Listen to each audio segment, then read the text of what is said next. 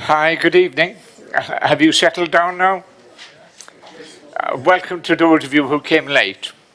It was very good of you to arrive.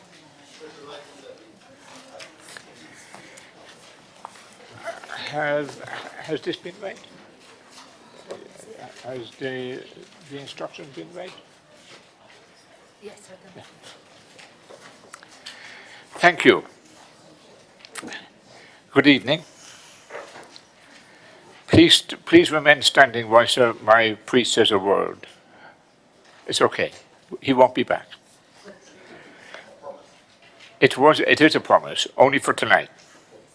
I would like to welcome all councillors and visitors, guests and members of the public, and officers, of course, who are attending this meeting as part of their role. The first item of business on the agenda is apologies for absence. Can I have apologies, please, Councillor? Thank you, Mr. Mayor. I'd like to give apologies for Councillor Bowyer and Councillor Capon.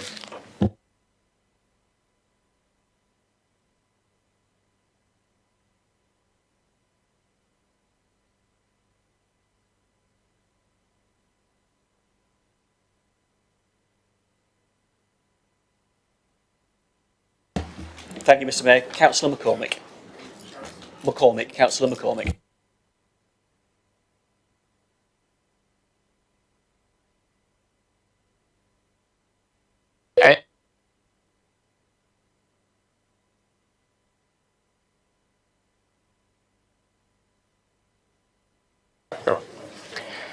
Okay, so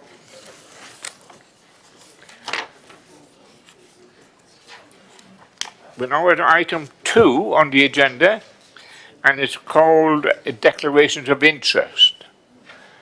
Councillor Reid?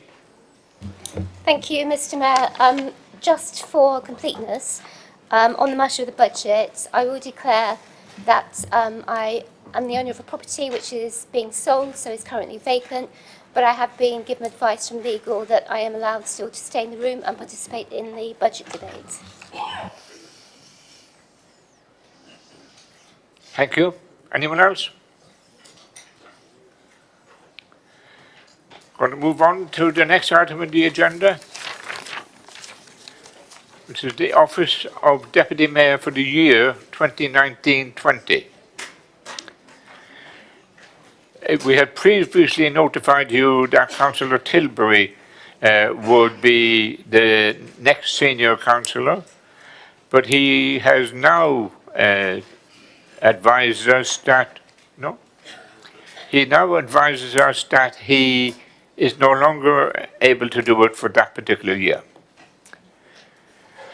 So we're going through the list in the standard way, and my secretary is doing the particular challenges, and she will notify us later in this mayoral year who is going to be the next deputy.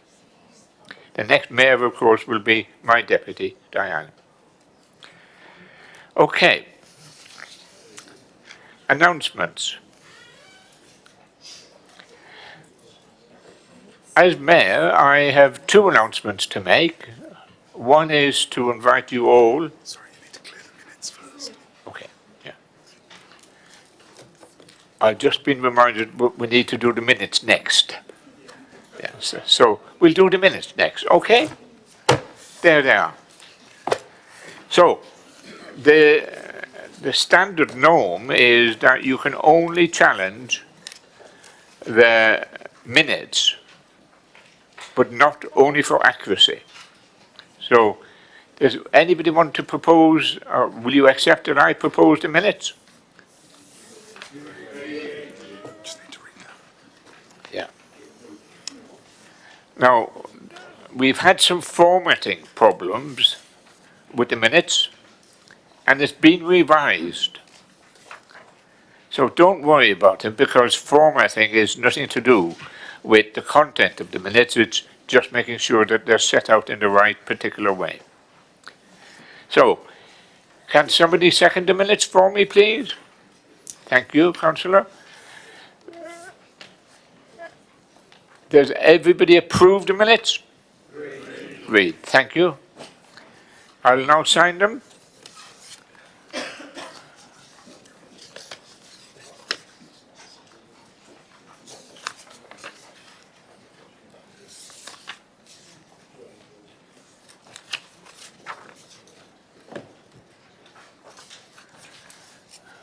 Big long signature.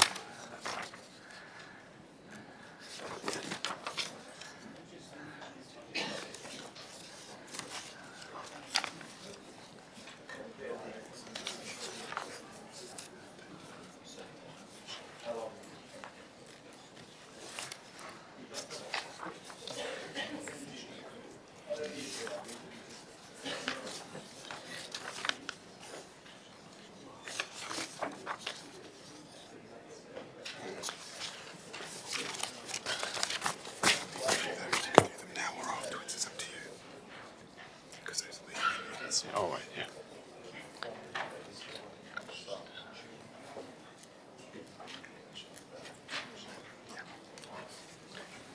Oh. How do they find them? Okay.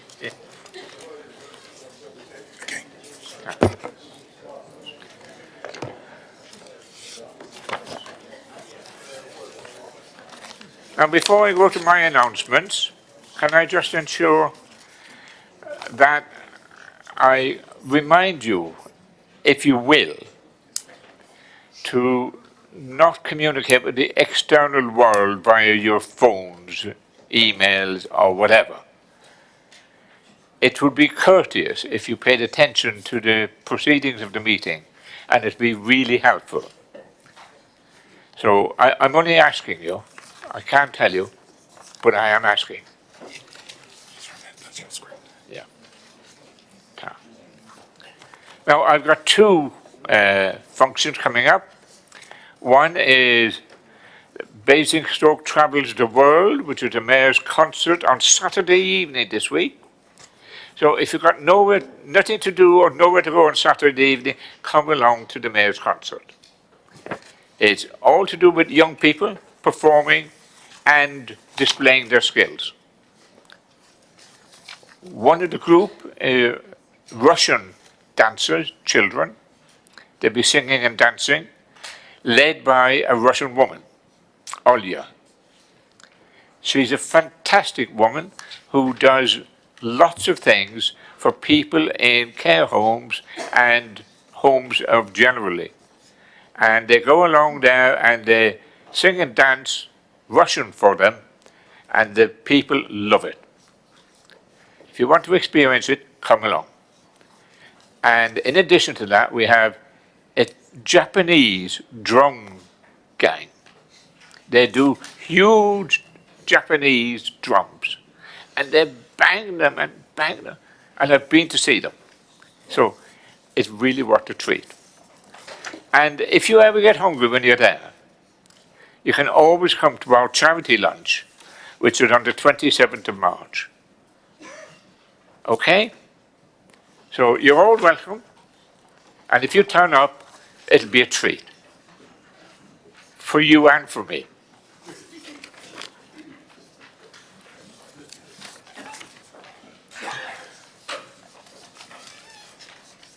Do you have any announcements? No announcements from the Chief Executive. Now, a question from members of the public. This is where we give the opportunity for a member of the public to come and ask a question, and we've got the question written down for you. So can I invite Sheila Peacock to ask her question? And if you, do you have a microphone back there? Yeah, sure. You do, thank you. Okay, Sheila, it's your turn to address the Cabinet Member for Regulatory Services and the Environment. Thank you. Thank you very much. Basingstoke Transition Network asks Councillor Haley-Eachus, as portfolio holder for the environment, how the council will deliver its commitment on climate change without the funding for a full-time equivalent Climate Change Officer. At present, the post is part-time because it was held by 2 job sharers, one of whom has left and not been replaced. The 2018 report of the Intergovernmental Panel on Climate Change states boldly that global warming must be kept below 1.5 degrees C, above present levels, to avoid the most harmful effects, and that political action at all levels is needed. The government's Clean Growth Strategy of April 2018 says the country needs to decarbonise the economy, but that needs to work at local level. The Council has already signed the Climate Local Commitment, but real reductions in CO2 output need lifestyle change. That's where the Climate Change Officer comes in.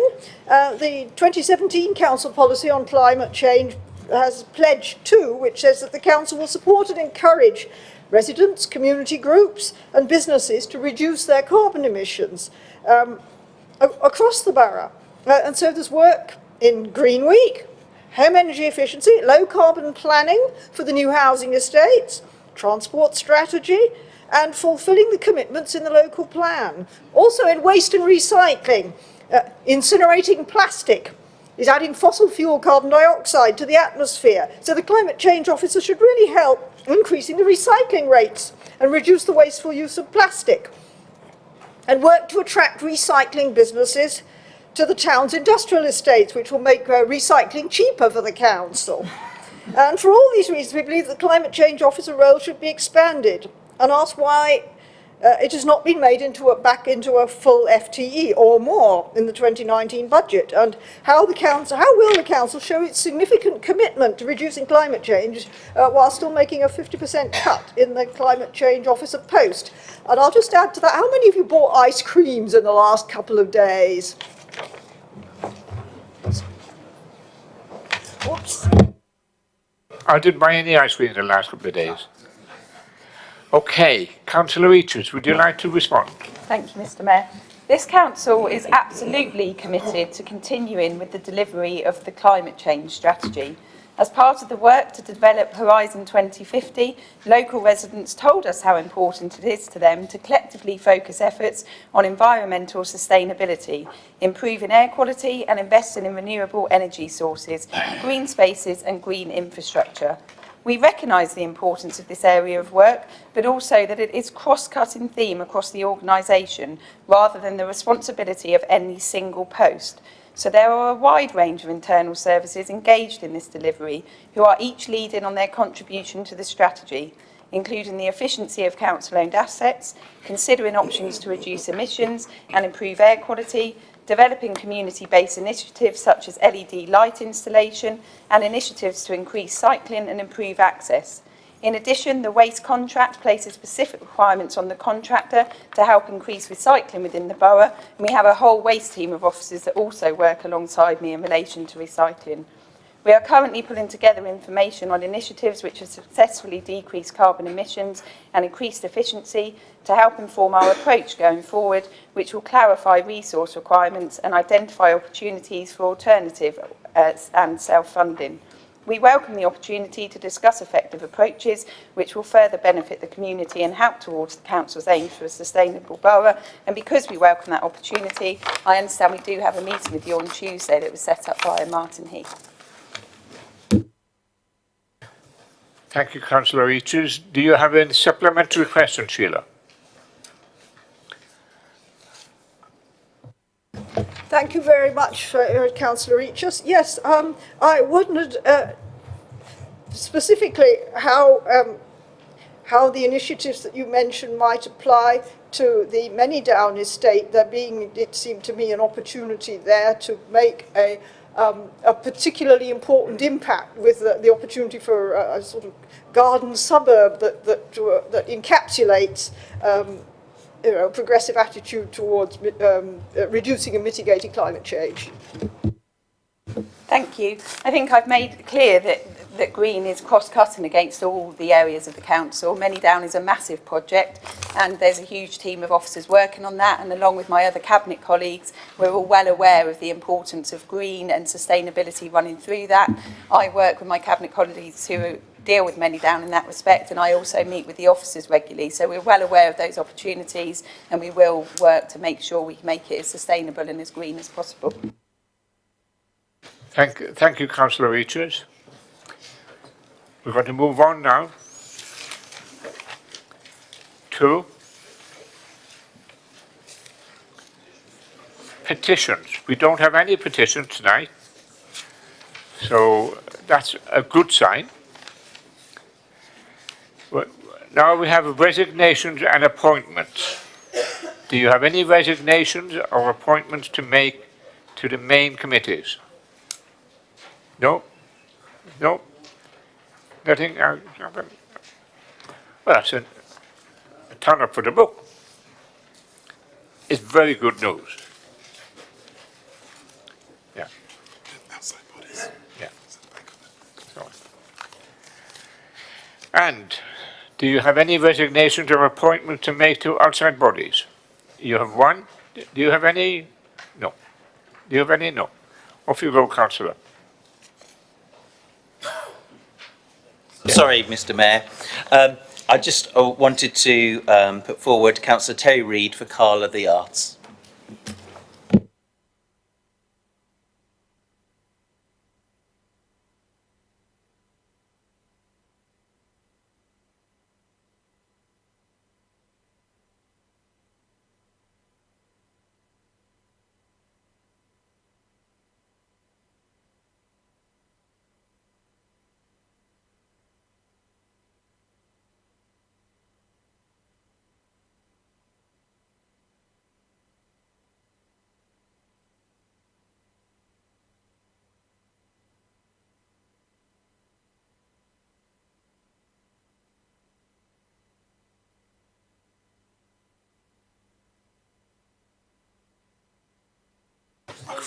All right.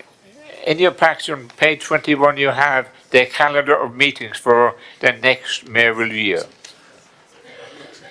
anybody wants to go through if there's any vacancies. Okay. And check if it's all agreed with Terry Reid. Okay.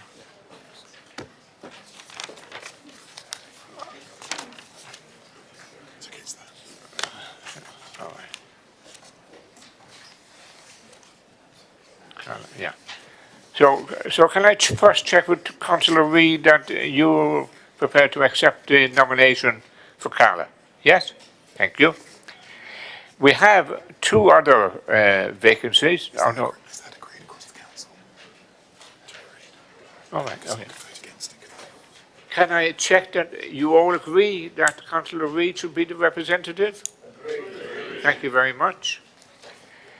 Now we have Relate North Hampshire, and they've got one vacancy. Any councillor from this council wishing to nominate someone to Relate North Hampshire? If not, it'll be on the list again next week. Hello, Councillor. Can I nominate Councillor Simon Bound, please?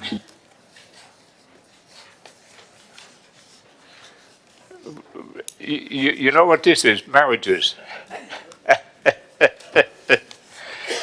I beg your pardon. I should not have made that comment. Councillor Bound, yes?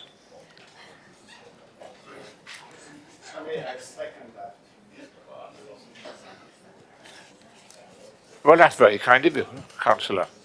So you can ask if it was agreed across the chamber. Yeah. Can I ask that will that be agreed across the chamber, please? Agreed.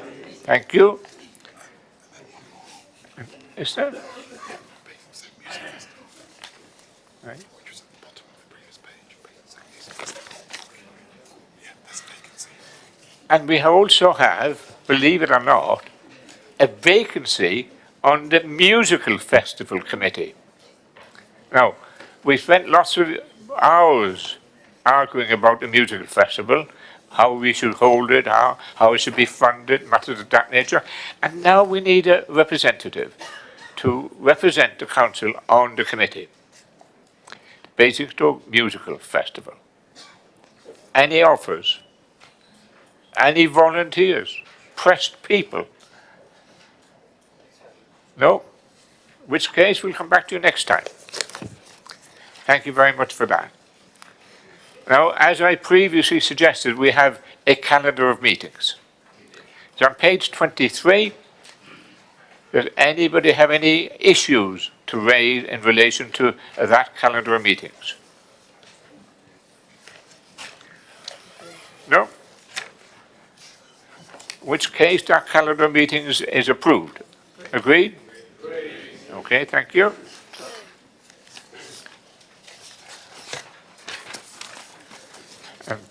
Item 28, sorry, it'll be 10.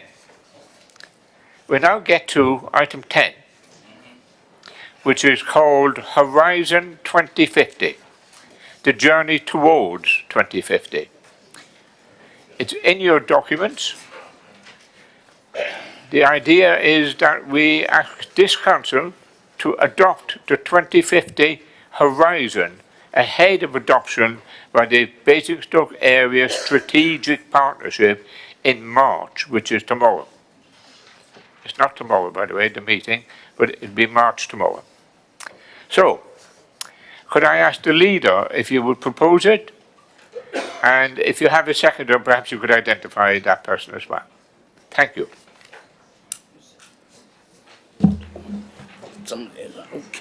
Ken is, isn't he? Good evening, Mr. Mayor. Mr. Mayor, the fact that Basingstoke and Deane is a great place to live and to work is regularly attested both by various surveys that are carried out in the media and, more importantly, by our own residents in their response to the resident survey, when 94% expressed their satisfaction. Ours is a community that's been built on growth and it's experienced the benefits of that growth. It is worth remembering that if you go back to 1960, the population of Basingstoke was just 16,000. But in the decades that followed, the borough grew at pretty much the rate that it is anticipated it will grow between now and 2050. And in that period, our forebears put in place, as part of their plan for the future, many of the facilities that we now almost take for granted. The Ring Road, the Malls, Basing View, the Leisure Park, and latterly the Anvil and Festival Place, as well as the extensions of housing that were needed.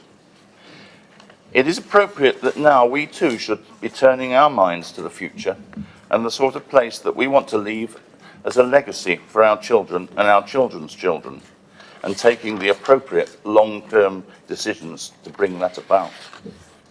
The starting point for those considerations has to be the wishes of our residents as a whole. It will be the height of arrogance for us as a council to assume that we know best. But there is a big difference between hopes and aspirations and policy. Horizon 2050 sets out to capture the desires of our residents for the type of place they want the borough to be in 30 years' time. It is not a policy document. Policies will have to be developed by all the partner agencies in the borough, including the council, and take into account the changing practicalities of life, such as economic and technology developments. 30 years ago, who'd heard of the smartphone or the Internet of Things?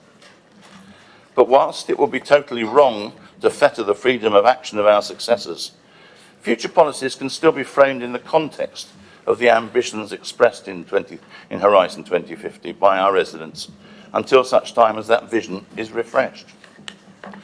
Horizon 2050 makes very clear statements on the aspirations for housing, the quality of the built environment, the health of communities, on protection of the natural environment and the sustainability of growth, on healthcare, transport, education, and the development of the local economy, and on conservation of the borough's heritage and distinctiveness. Not everyone will agree with those conclusions. For some, there are probably clear omissions. Others may be surprised at the strength of feeling about some aspects or the willingness or otherwise to see change. There are tensions between achieving some of the objectives and questions over their compatibility. But that is because these are the collective views of our residents, not carefully thought through policy statements. Through the methodology employed, we now have a statistically valid, quantitative and qualitative evidence-based perspective on the direction of travel our residents want the borough to take. What you have in front of you is a summary of the key points emerging from the study. I'm not going to rehearse the conclusions for each subject area because they are all well laid out and easy to access in the document itself. But all the data lying behind this summary is available on the website, all 500 pages of it, so that as policy development is taken forward, there is the opportunity to use the accumulated data as a point of reference and drill down to inform much more nuanced views on specific subject areas. No doubt further research may well then be required. What Horizon 2050 does is to provide the basis of a common understanding of how collectively we all want to see the borough develop, and sets a benchmark for evaluating whether or not policies, as they are developed, contribute to the fulfilment of our collective vision for the future. It is for that reason that it is recommended that Council adopts Horizon 2050 as a clear statement of the ambitions of our residents for the borough that provides clear parameters for development of policy in the future. Thank you, Mr. Mayor. Thank you, Councillor. Do you have a seconder? Councillor Vatican. Vatican is the name. Thank you, Councillor. Would you like to contribute now, Councillor, or later? Off you go. Thank you, Mr. Mayor. When I first heard that Clive was bringing forward a vision for 2050, I feared it was his attempt to remain leader for its implementation. The reality is that this is an important engagement with our residents, our businesses and our partners in shaping this borough for a future that many of us will not be here to see. In the same way as Capability Brown laid out his gardens in design, scope, with much thought to the beauty therein that he would not see, we must do the same and sow the seeds. Us, as politicians, may enact what our residents' thoughts are that are contained within this document. We need to deliver their hopes, their aspirations. We need to pick up the baton of their dreams and grab their opportunities to provide a future that they want. We need to be ready to meet the challenges of an altering world, whether to deliver a better, brighter future for this borough or to sink under mediocrity. We, this council, must not be afraid of the hard work set before us, nor be scared when there are setbacks that we will encounter, whether those be financial, governmental, or just that the task seems too large.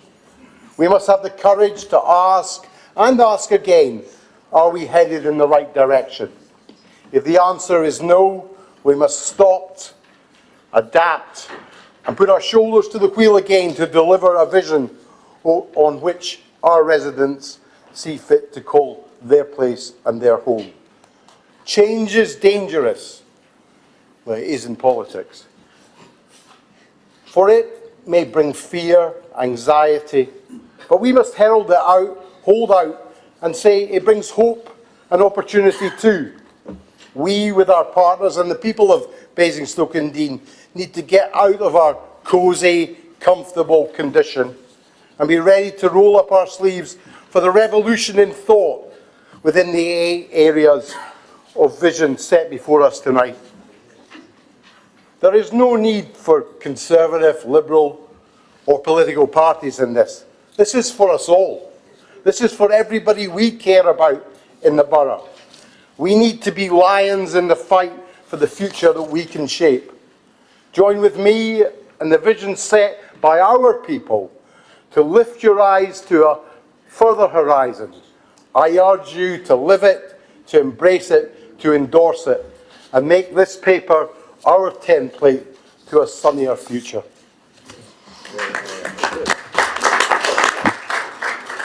Thank you, Councillor. At this stage of the proceeding, I now open the floor to debate on the subject matter.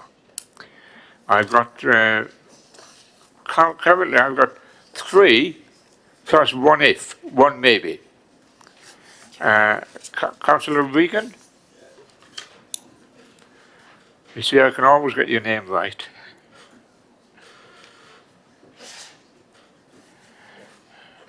Anyone else? Cubit?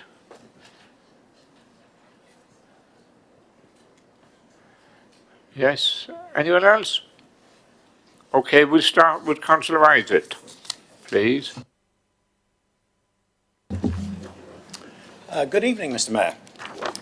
I would like to congratulate all those involved, including our officer team, in putting together a fine piece of work. I'd also wish to acknowledge the role that Councillor Sanders has played in being the prime instigator of this initiative. Many residents participated in the 20 events and workshops, and 1,500 residents, local businesses and leaders contributed to over 1,000 interviews. The results show how strong our community identity and spirit is in this borough, and this is reflected in the positive and inclusive priorities that have emerged through this consultation. I think it speaks very highly of the cohesiveness of the borough on the one hand, and its willingness to embrace growth and positive change on the other. For those who will be responsible for leading our borough into the future, Horizon 2050 will prove an invaluable guide to what our residents want us to deliver for them in order to ensure that Basingstoke remains a great place in which to live. Thank you, Councillor. Councillor Harvey. Thank you, Mr. Mayor. Listening to the speeches so far, first of all, I totally understand the Cabinet member standing up and supporting his leader. I'm quite trying to work out what Councillor Rattigan's running for. That was one hell of a speech. I can't say it wasn't, but I'm trying to work out what you're running for, Councillor Rattigan. The trouble with visions, and this is one of the difficult things, I think the leader was honest enough to admit this, is that when you go out and you get opinion, sometimes the opinion creates conflict. And this, as is reported at committee, has a number of people saying some things and others saying totally different things. And making sense of that and coming out with a vision that is representative and truly representative of the whole community, it's particularly if it's going to result in policies and result in actions, is incredibly important. And not everybody does support growth. We know that because of the comments you've had back. But then again, there were incredibly supportive comments towards growth equally. There were comments around housing. There were comments around the economy. There were comments about the environment. Not everything is as rosy as you might make it to be. But that doesn't mean that the vision doesn't try to capture everybody's views, and so it should if it is truly representative of not just the ambitions and the aspirations, as important as they are, and we welcome that, and of course that's important, but also addresses the concerns and the issues that people genuinely have, so that when we do move forward and you do get an action plan and you do get policies, they genuinely make the difference that you want them to make. And I think that's always the difficulty with a vision. You're looking so far out and so far ahead. Do you really capture that kind of conversation of people's genuine aspiration and ambition? Or are you living in the moment and trying to solve the issues of the moment? And it's a really difficult balance to strike, and I understand that. And there are a lot of words in here. There always are in a vision. There's an awful lot of motherhood and apple pie. There's an awful lot of PR speak in this. And that's not bad. That's not a difficult thing. That's just the nature of these things. It's what lies behind this now that is really going to matter. There was quite a very good debate at EPH about this report, and other members at the time had significant criticisms of it, and they didn't mince their words in those debates. So it's interesting to see their conversion suddenly this evening, but then again, you're at the decision point, aren't you? This town has got a very proud history. This borough has a very proud history of getting these things right. If you think about the Development Corporation and the way that we dealt with the growth from the 1960s, the way the town was designed and planned and the legacies and the heritage that we have in that context, there is an awful lot to draw on good examples of how you do good planning for the future. If we think about the sorts of principles that we are genuinely and should genuinely embrace, the ownership of decisions about the future, placemaking, not building houses, not just doing economic things, but place-making, how people live, the places in which they live, the quality of the way they live, and tackling inequality itself must play a huge part in this. Stewardship. The borough can talk about it, and so can the LSP, the old strategic partnership, can all get round the table and decide we're going to do this as partners. You have to bring the people with you. This is meaningless unless you bring the people of Basingstoke and Dean with you on the journey, so they buy into this and there's a sense of stewardship, genuine stewardship in their interests. And that has to be a fundamental part of this. And then there's the other point that is always relevant, the old Macmillan quote, events, dear boy, events. Things will blow this off course, probably starting on March the 29th. But in that context, how we deal with those events so that the vision is still meaningful is going to be really, really important, and that's the test. So you can pass this tonight, you can have all the words you want on the paper, you can actually have said you've spent £200,000 getting this far, but now comes the real test, the meaningful test. How is this going to make a difference to the people of Basingstoke and Dean, genuinely, that you can look back in 2050 of those of us that are still around and say, yes, all right, we did the right thing, didn't we? Just as we can today look back and say the Development Corporation and the way they handled the growth of Basingstoke then was the right thing to do, and the way they handled it was really well. We need to be able to say that, and that's what we are looking for, meaningfully, if this thing is to go forward in any way, shape or form.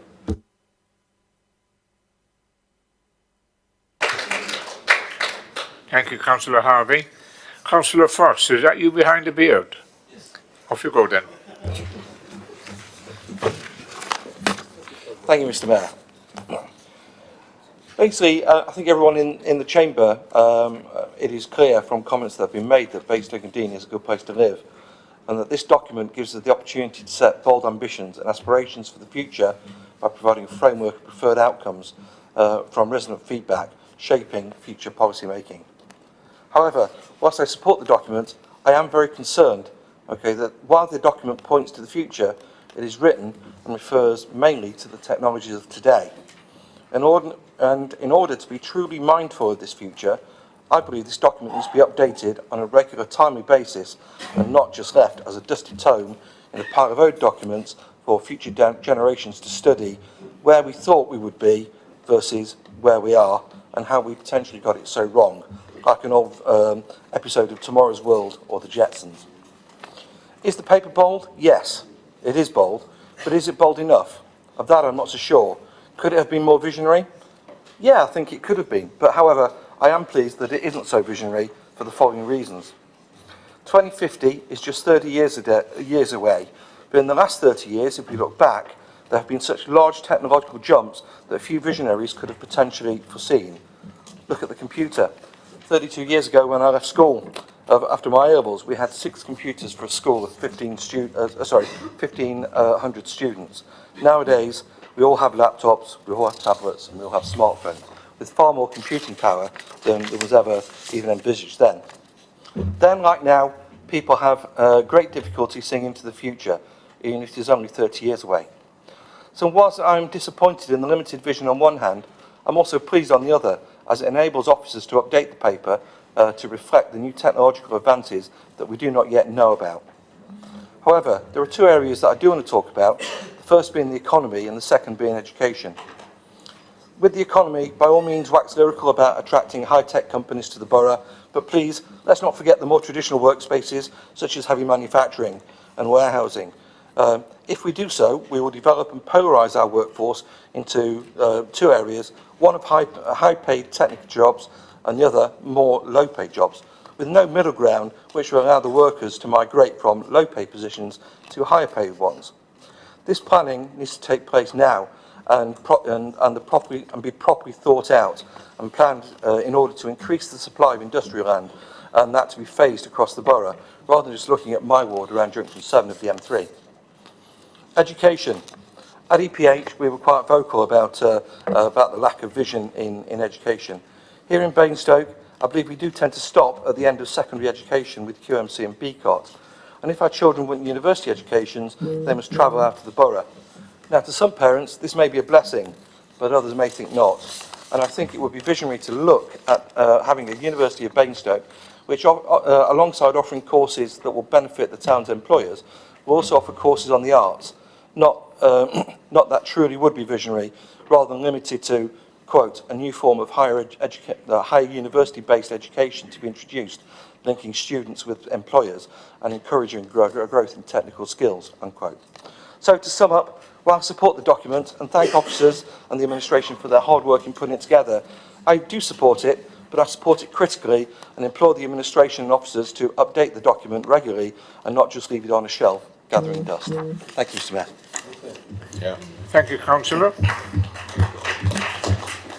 Councillor Gary Watts, can you clarify, did you put your hand up at one point? Okay, in which case that's fine, thank you. Councillor Regan.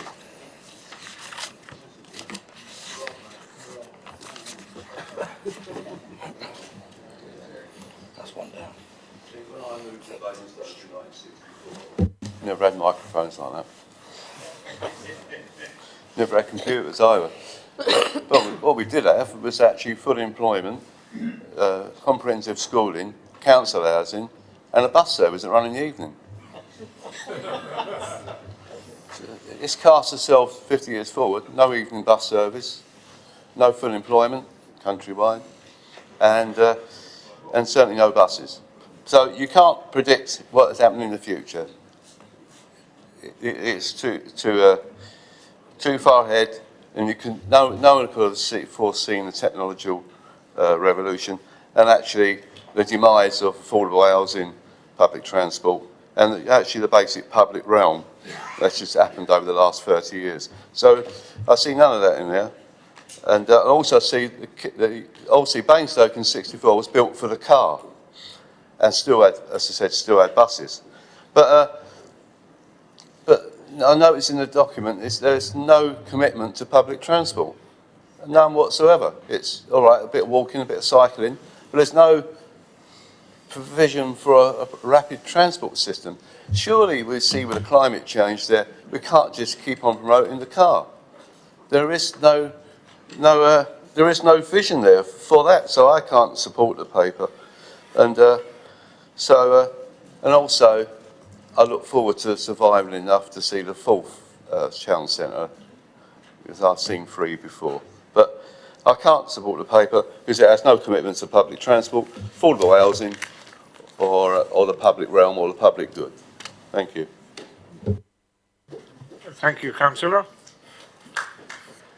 Next to speak is Councillor Cubitt.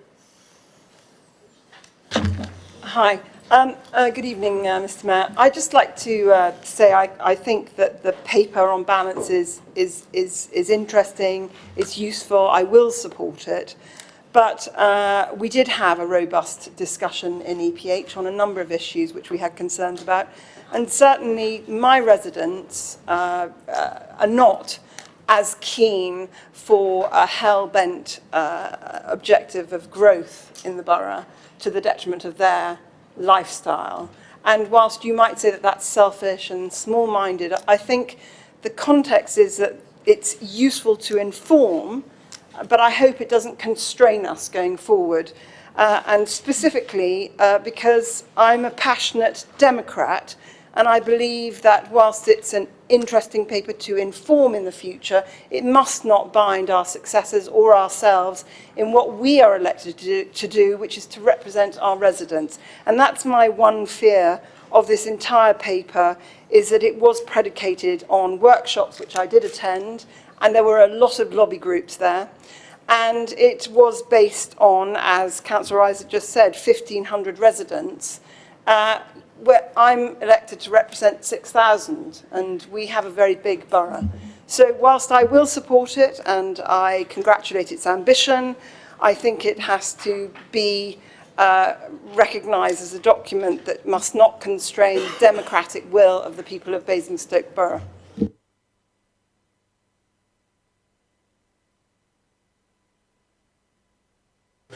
Thank you, Councillor Cubitt. If there are no more contributions, could I invite Councillor Saunders to sum up? Thank you. Thank you, Mr. Mayor. I'm sorry that some people feel disappointed that they don't have their particular bits of policy in this document, but I'm afraid you'll have to blame the residents of the borough for that, because these are their views. They're not the views of this administration or any administration. In fact, I think it's because the residents of the borough said what they wanted to say. They wanted to get their points across about what they believed that was important.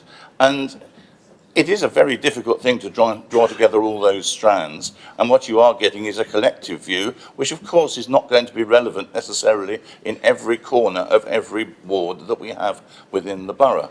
But that, at the end of the day, is what we all live by. We all live by the collective will of the decisions that are made around the various policies that we have to consider. It's been a very substantial piece of work. Of some considerable complexity, as you can imagine, trying to bring this all together. I mean, it may seem very easy to just write down what self-evidently we all know everybody thinks, but the reality, of course, is that not everybody does think as you might expect. And extracting those various views and synthesizing them into a coherent vision that is statistically sound as an evidence base, and I emphasize that point about being statistically sound. It's not just anecdotal pieces of information. Then I'd like to thank the team that was involved, particularly Sally Boxall, who's been there throughout, and Simon Christian, who's now gone off to other things, and Daniel from Ipsos Mori for their help, and the intellectual rigour that they've applied to the process to ensure that what we have here is a true reflection of not what was said, rather than being what we would like people to have said. But the challenge is quite, Councillor Harvey, I think is absolutely right. The challenge is now what we do with it. It would be so easy to read it, say, well, that's very interesting, put it in a drawer and forget about it. Clearly, because it looks 30 years forward, many things that we cannot foresee are going to change. And in that time, they may well affect the relevance of some of the conclusions that Horizon 2050 draws. But that doesn't mean to say that many of the core values that are expressed by our residents on quality of housing, protection of the natural environment, will not remain constant. It's surprising how many of the core ideas that are in Horizon 2050 are actually embedded in the papers written in the 1960s by our predecessors. What Horizon 2050 does, I think, is to lay down a series of benchmarks against which to judge future policy as we develop it. And it simply asks the question, if not, why not? In other words, if a course of action is not clearly contributing to the achievement of the vision, what has changed and why is that vision no longer relevant, no longer what we wish to aspire to? Horizon 2050 should be a living document that is extended and refreshed periodically as time progresses to ensure that we still maintain a collective view as a community of where we want to go and how we need, what we need to do to get there. For that to happen, there has to be buy-in from all players. We talk about getting buy-in from the residents of the borough, but then this is their view in the first place. So they have already, in some ways, already bought into it. But I think what we also, I'm very pleased to see, are happening is we're getting buy-in from the other partner organisations within the borough, like the Hospital Trust and the Chamber of Commerce and many more. Ultimately, any document like this will has to rely on the drive and determination of all of us to work towards the vision of the future that residents want to see. These are their thoughts, their views, their vision, and it will be important that we respect that vision as a fundamental part of everything that we do. Therefore, Mr. Mayor, I propose the Council adopts Horizon 2050. Thank you, Councillor. I have a question now. Is that agreed? Any dissent? It's not unanimously agreed, so we now have a vote. And if you've signed in properly, with your card, like what I did, I couldn't get it into the box, so I had to swipe it. You have to swipe it, Colin.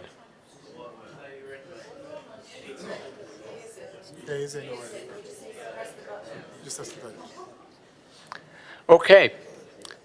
Those in favour press yes, and those against pressed no.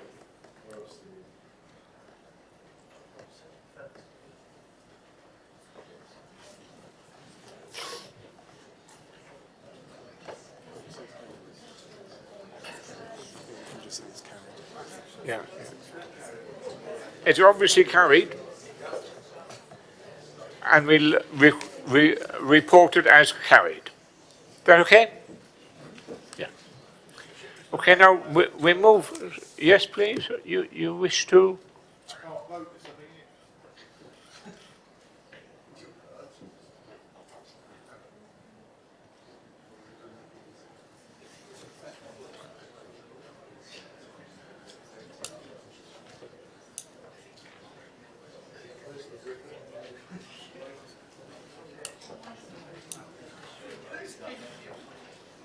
Did you vote?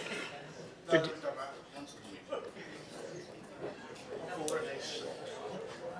no, I mean, we have to resolve these issues.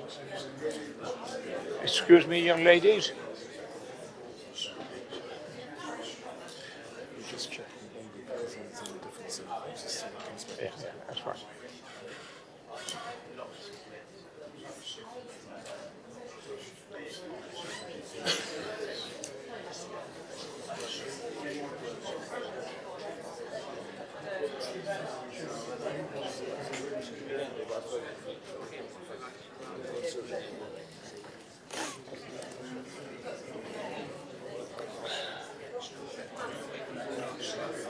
Yeah,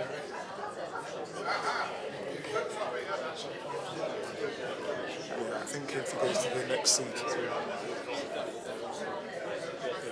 It's okay, fine. Okay. Okay, thank you. We now have a result including all councillors, and it's It's carried. carried.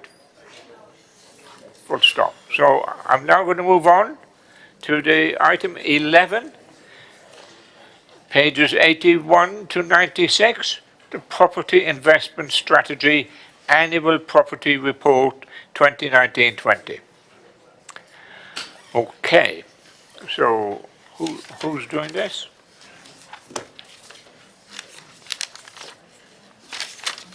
Yeah.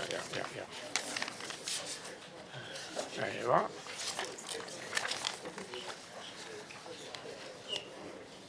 The Cabinet Member for Property and Investment will propose.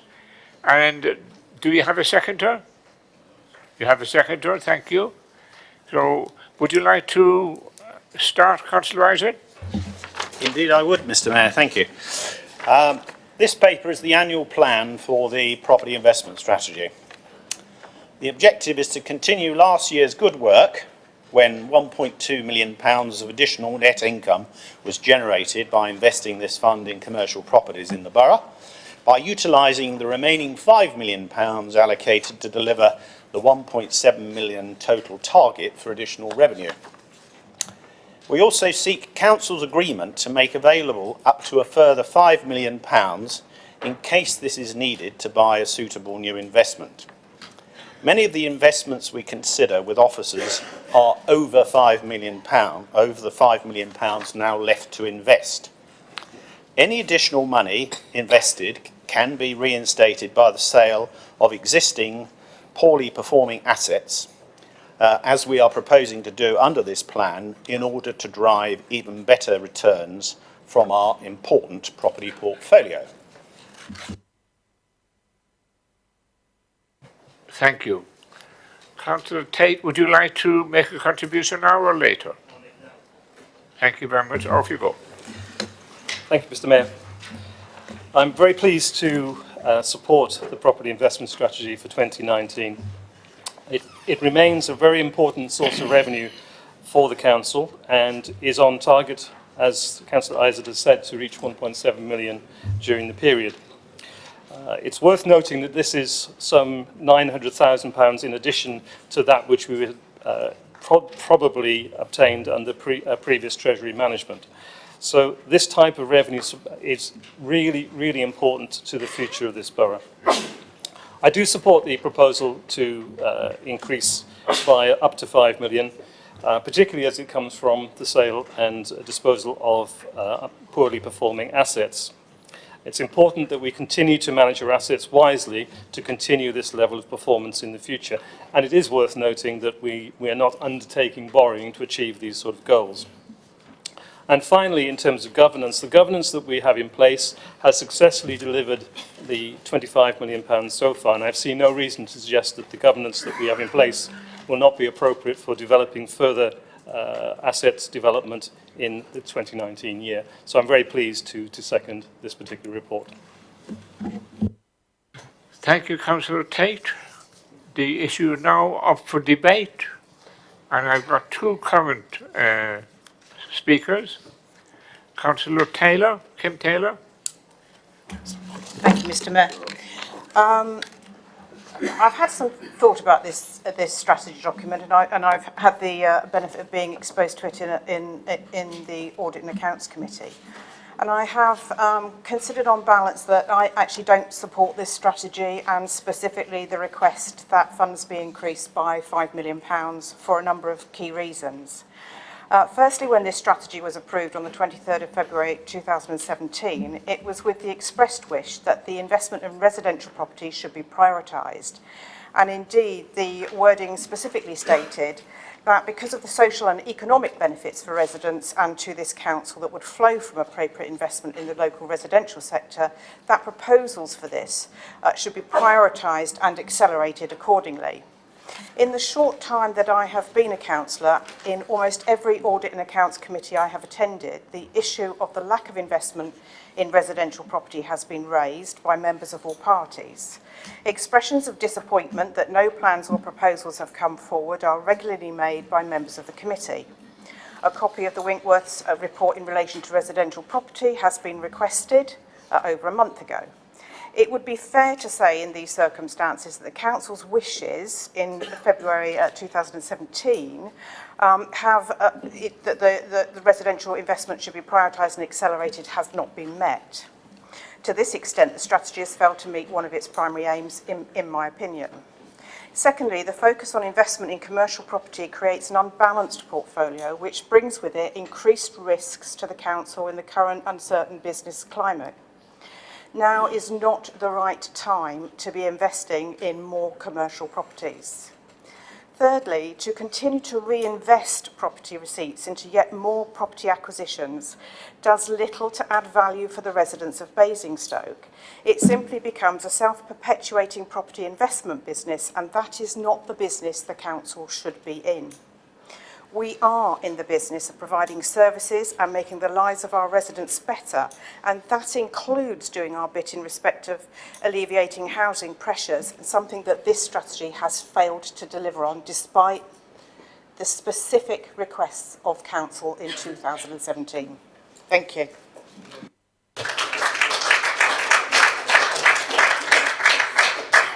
Thank you, Councillor Taylor. The next contributor will be Councillor Harvey.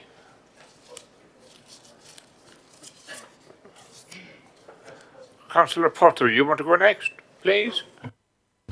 Sorry, with your agreement, Mr. Mayor, thank you. Have I got this on? Yeah, you're on. Thank you.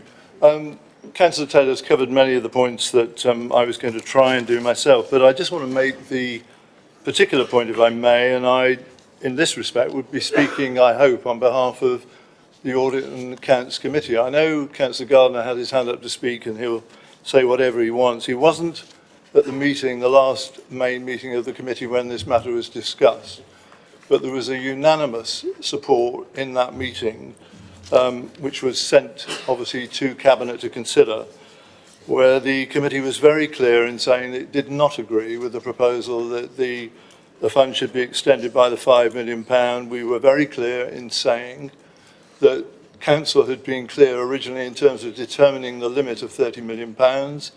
We believed that was appropriate. We believed that the emergency provisions that could be applied in certain circumstances are adequate and have been applied previously, and there was absolutely no good reason for this to be changed in the way that was being proposed.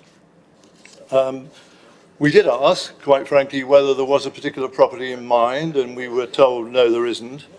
I'm not sure what I say to that, really, because I believe there are properties. I mean, it's been said tonight, you know, clearly another 5 million will open up opportunities in regard to properties that may be available. Well, so would 10 million, so would 15 million.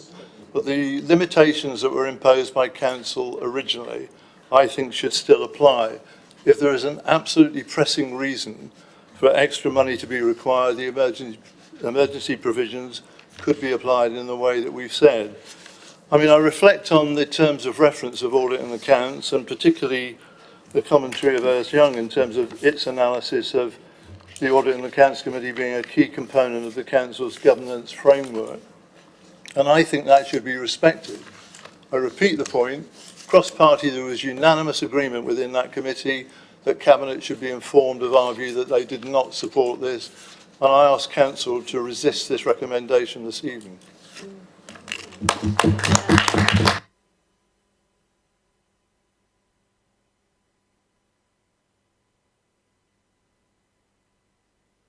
Thank you, Mr. Mayor. I think there are a number of issues that fall out of this paper and the way that the fund has been used, the way that it could be used, and what is being asked of this authority now. When the fund was set up, it was set up with a very specific sum of money. It was identified as a very specific sum of money for the purposes that were set out as the strategy that included delivering residential and not just commercial. Now, this authority has had and always has managed a very healthy commercial portfolio. But what we have never done in many, many years is get our act together to deliver on the residential side. And we've identified in this chamber across the floor that the yield that would be achieved through residential investment was well worth our effort going down that road, and the social product, the actual delivery of something for our residents, would be worth that effort, worth that ambition, and worth pursuing. To date, it has all been commercial. Commercial, commercial, commercial. And yes, suddenly, out of nowhere, at the last couple of meetings, there's been suggestions of something perhaps on residential happening, but we're not allowed to know. We're not allowed to know what the detail are. We can't be told. We ask for pink papers and we're not even given them. There really is an issue here of scrutiny, oversight and probity of what's going on with this fund, and the Cabinet need to open up. There really is a need for this. Don't forget, Audit and Accounts is a regulatory committee. It isn't just another committee of the authority. It has an important role within the authority. And so when Cabinet turn around and say, no, we're not going to give you that information, that actually creates quite an important and serious point. So when we talk about oversight and scrutiny on this particular point of the extra 5 million, the committee could not have been clearer for a variety of reasons, of which was quite clearly, no, we don't have anything in mind at the moment, so why do you want the extra and why so specifically 5 million? And at the time the answer came back clearly, no, we don't have anything in mind. The fact the Cabinet member was in the press a couple of days later talking about the fund and how he was going to use it is an interesting point. How we get a press release out there before the committee, obviously, talking in one regard, and we wind up with the committee report and being told certain things in Audit and Accounts in another. That raises a discrepancy. I don't know what the answer is. I'd love to know. And so we should, in Audit and Accounts, which is where it should be raised and it should be debated.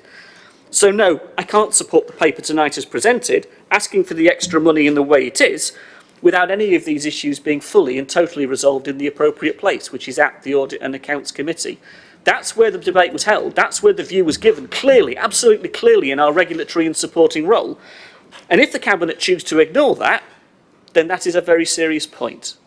So no, I don't think this paper should be carried forward this evening in this way, with this particular point about the extra 5 million. It would be wholly inappropriate given the circumstances.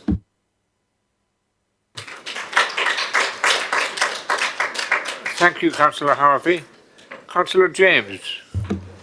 Good evening, Mr. Mayor. I will be supporting this paper. I remember sitting on the Property Investment Strategy map with Councillor Isaac, and it was just the two of us and officers that sat on that, looking at what we were trying to achieve. Now, one thing we were trying to achieve was a greater return on our investment. As someone rightly pointed out earlier, we have to provide services and we have to fund those services, and delivering higher rates of returns on property investment than we do on any cash investments is something that really helps support those services. They've been very successful, 3.5 times the level of return that we see in our bonds and treasury management, outside the normal treasury management. So I think it's really important that we remember that it is providing something. Now, I'm truly disappointed that it hasn't provided housing to date. I think people need to be realistic. If you want to get a financial return, social housing probably isn't going to do that for you. There's no money return in it, but we have to do it. That's something we need to look at in a different budget for. Residential, in terms of affordable and mixed accommodation, you could achieve something out of the property investment. Disappointing it hasn't been done. The problem is, if an opportunity comes up, as it does in the property world, and you have to move very, very quickly, then at the moment, there could be a great opportunity out there that's going to cost £6.5 million to invest in a residential scheme, and the council's going to miss out because we haven't got the extra money available for them to go straight in and do it. And they will suddenly find that we've got Waverley Council earning money out of housing in Basingstoke. So I think it's actually important to give them the extra £5 million. We clearly scrutinise how every penny is spent. I have every confidence in Audit and Government Accounts to review how the £5 million is used. But I think it's very dangerous for people to say we want to use residential. Actually, by not supporting the £5 million, that might prevent the residential scheme that might be bubbling under the surface. So I will support the paper because so far, to date, the property investment has delivered the return, albeit it hasn't delivered the housing. I want to give them the money to do both. Thank you.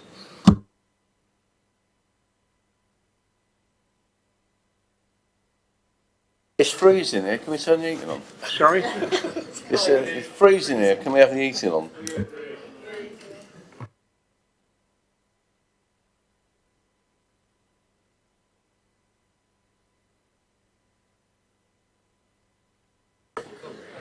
We won't have a debate across the chamber, okay? We'll have it between me and you, okay? The next speaker is Councillor Cubitt, I believe. Thank you, Mr. Mayor. Whilst I have every sympathy for everything that's been said by fellow members of Audit and Governance, and I agree to a very great extent on their reflections on the debate that we had in Audit and Governance, I think the central premise at the Audit and Governance was that we did not have the authority to increase it to 35 million. That said, and therefore I think our decision was correct, because it absolutely was not within our remit to increase that portfolio sum from 30 to 35 million. And whilst I have a lot of concerns about increasing it to 35 million, and whilst I have serious concerns about the fact that our commercial real estate portfolio is now 296 million, and I think that as a council our exposure is too great to a portfolio which is getting a lot of bad press at the moment, and we know that there are seismic changes taking place in the commercial world as a result of the internet. It is a risk that we are exposing our taxpayers to, and I hope that those risks are being managed properly, but I do not profess to be an expert in commercial real estate. So all that matters to me and to, I'm sure, all of us is that the interests of our residents are protected.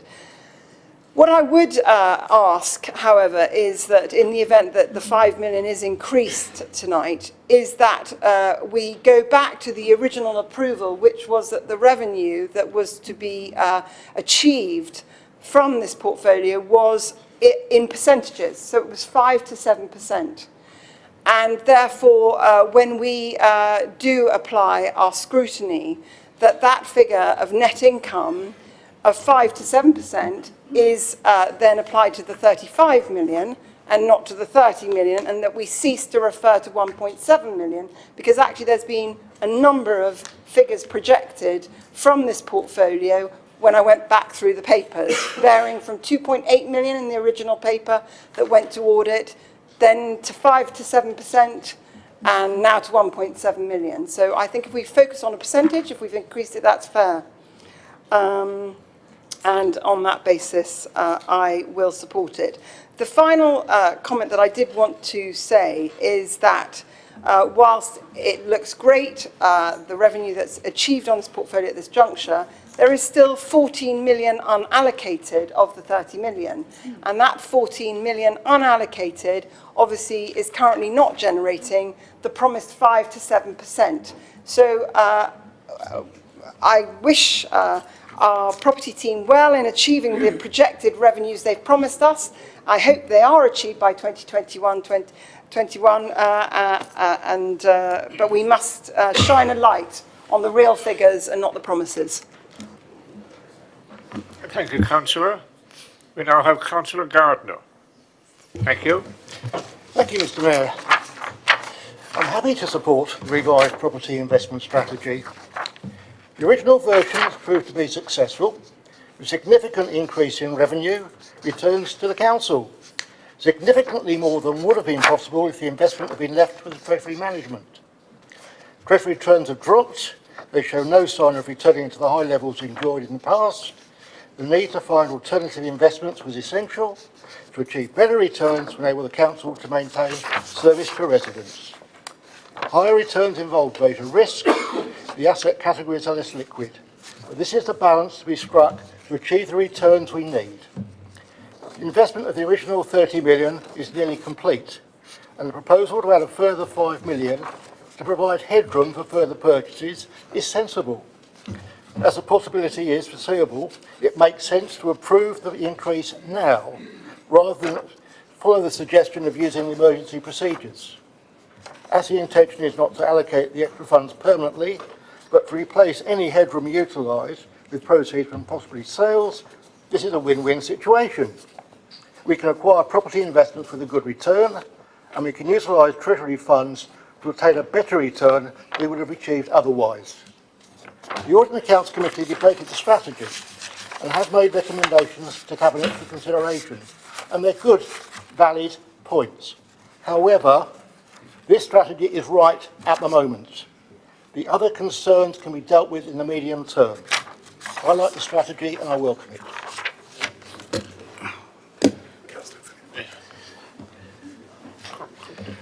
Thank you, Councillor. Councillor Tilbury. Oh, thank you, Mr. Mayor. Yes, I agree with most of the points that were made regarding residential. I think that's what this fund was set up to do. I'm a bit bemused by Councillor James' assertion that there's no money in social housing. As a former member of the Kingfisher Housing Association, I can assure them that's not the case. There's plenty of money, and there's even more money, because there's always a demand for social housing, and there's always housing benefit to pay for it, and they will always keep increasing the rents. Although they've had to put them down in recent years, but that's only because of the outrageous rises they've had for the last 20 years. The particular one I want to raise a particular issue with this. On page 92, it refers to new acquisitions of investment property. One of them is Ringway House, Bell Road, Danesor, where I drive past that quite regularly to Jewson's, on the way to Jewson's Builders Merchants, and I cannot notice it's disappeared off the face of the earth.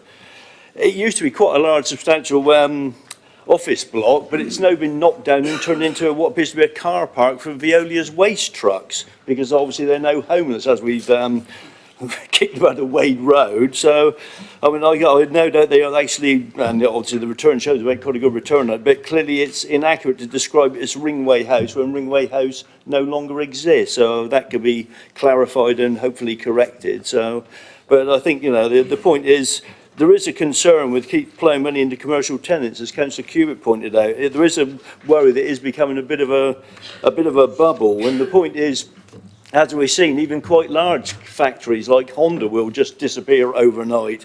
There is always a demand for housing. Even if your tenants do a moonlight flit, you can always find others to put in there within days. You can't necessarily find someone to fill commercial premises, and that's why so many are empty. And I presume that's why Ringway House was knocked down in the first place, because we seem to have a massive oversupply of older office buildings in Basingstoke, because it was quite a substantial building. I worked in there myself years ago. So it is a worry that the way forward seems to be knocking down offices and turning them into lorry parks. Thank you, Mr. Mayor.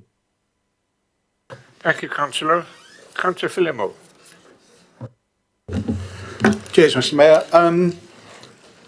I do applaud the road to Damascus change from the authority, because we had to drag them kicking and screaming to invest in property in the first place, if we remember. They were just resolved on using Treasury management. The thing that I'm a bit concerned about is no one's answered the question about secrecy. Councillor. That excludes everybody else because there's no other names on the list. Councillor Isaac, would you like to sum up? I would, Mr. Mayor. Thank you very much. I've heard fellow councillors, and you won't be surprised to hear that I think that Councillors Cubitt and Councillor Gavin James have understood the issues best, and so in fact, Councillor James, I don't think I could have put it better myself, actually. No, I probably couldn't. No. The fund was set up to generate revenues because of the low yields that were really hitting our ability to provide services to residents from government stock. So we're getting yields for treasury management of 1 to 2%, and we're getting in excess of 5–6% and more on our commercial property. It's not an unbalanced portfolio. We have a broad portfolio of property, and in terms of investing on residents' behalf in this new property investment fund, we've got very strict procedures in place and strict criteria applied. We're making sure that anything we buy, which we're not borrowing to buy, is a quality investment and there are strong tenants in place. There are risks with property investments, clearly, but we're getting good returns. Now, there's an accusation that we're not coming forward with residential investments. Officers and consultants, I can assure you, are consistently reminded by me that we need to come forward with residential investments, but they're quite difficult to source because of the nature of residential investments, unless you want us to become a sort of municipal buy-to-let across the borough. But I have suggested to the Chair of Audit and Accounts that we will bring forward a paper for the next meeting where we'll explain the situation, and I'm quite happy for that report to be circulated generally to councillors. It's the case that many of the housing associations are very well funded. We get accused tonight of being secretive and not revealing some of the discussions that are in place with residential developers. That's because they're confidential, and I can't go around telling all and sundry about these discussions if you seriously want us to bring them to being. We have been transparent here. We have come forward asking for approval. We're planning ahead. We're planning ahead for this possibility of needing another £5 million. Councillor Potter refers to urgency provisions. Well, we talked about that and asked the view of the Chief Executive of Cabinet, because we did take account of what Audit and Accounts was saying. And the Chief Executive told us that the urgency provisions are for things that are not reasonably foreseeable and are genuinely urgent. This isn't applicable here. This is a matter that is planned and foreseeable. It may be opportunistic, of course. Councillor Cubitt, you made reference to the £14 million of the £25 million funds that's not been yet allocated. Well, £9 million of that £14 million has been earmarked for the purchase of the Eli Lilly investment, which of course has been through council. On Councillor Tilbury's point, I don't think the fund was set up principally for residential investment. In fact, that was added to it as a result of a debate in this chamber. I think it was led by Mr. Mayor, in fact, if I remember correctly. You make comments about Ringway House being demolished. It was certainly a substantial building, but it was an outmoded building that nobody was prepared to occupy. So what we've done here in purchasing the long leasehold interest is to have it demolished, and it will be used by Veolia for storage. So that site is moving with the times, and I'm very pleased to tell Council tonight, it's in the papers here, that the return on our money that we'll be getting on that investment is 16.8%. Thank you. Thank you, Councillor. We now need to decide our approach to this.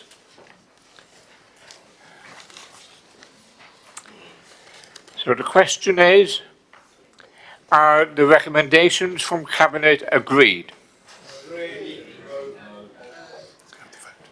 There's obviously dissent, so we're going to have to go to a vote. And we'll use the electronic stuff to vote. Are you okay over there, councillor? You are, thank you. So, oh yes. If you've signed in, please vote yes for the report to be accepted and no for it to be not accepted. Okay? All vote now, please.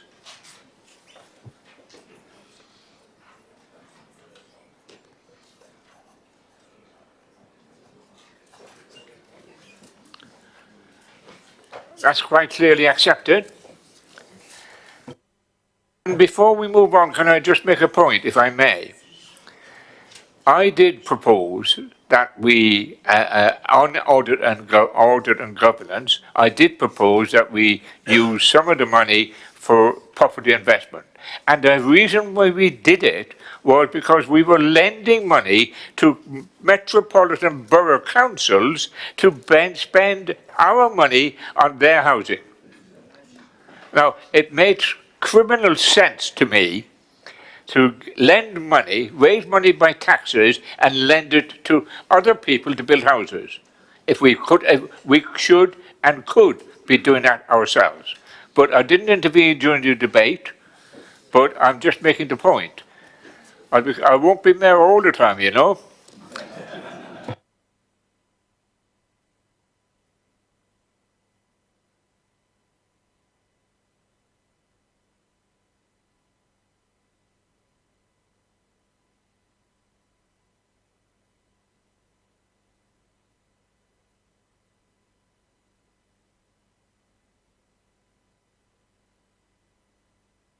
Councillor Saunders to make his budget speech. If you would, Councillor, thank you. Thank you very much, Mr. Mayor. As we enter the final year of the current Council 4-year plan, I think it's appropriate that we look at what's been achieved so far and what that means for the way that we need to plan for the future. The Council plan has 4 key objectives: to prepare for controlled, sustainable growth, to improve residents' quality of life, to support those who need it, and to improve services and reduce costs. And we've moved substantially forward on all fronts. After years of stagnation, we've seen new buildings on Basing View attracting new businesses and new jobs for the town. Other buildings have been very successfully refurbished and regenerated. The new hotel is under construction. There's a real buzz about Basing View that is encouraging further redevelopment in the future. And that's a buzz that's being felt in housing as well. After the recessionary years of stagnation, over 800 new homes were built in 2017-18. This year, we already have over 1,500 new homes under construction, achieving our objective of 40% affordable.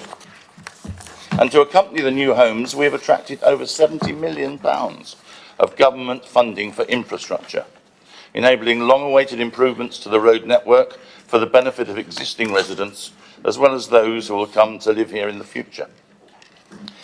The same buoyancy is being felt in the town centre. While other towns may be struggling, footfall in Basingstoke against the trend has remained steady. Occupancy rates remain high, and there's been a whole spate of new lettings from high street names like Coat and Jack Wills, keen to share in the town's prosperity. That prosperity will only be increased as the new leisure park takes shape, bringing in visitors from a wide regional catchment area, creating thousands of new jobs. So the foundations are there for future growth, and the benefits are being felt by our residents in their own lives. In this decade, residents' average income in the borough has risen to be above the average for Hampshire, significantly higher than the average in the South East and higher still than the national figure.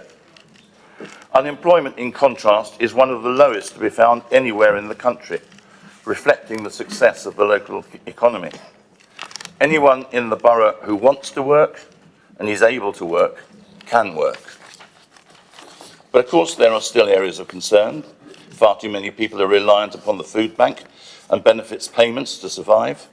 So for those unable, for whatever reason, to to share in the opportunity for prosperity, we have ensured through our continuing support of the Social Inclusion Partnership that help is available for those who need it. We are committed to maintain that support and build upon the work that has become recognised nationally as a trailblazer in this area.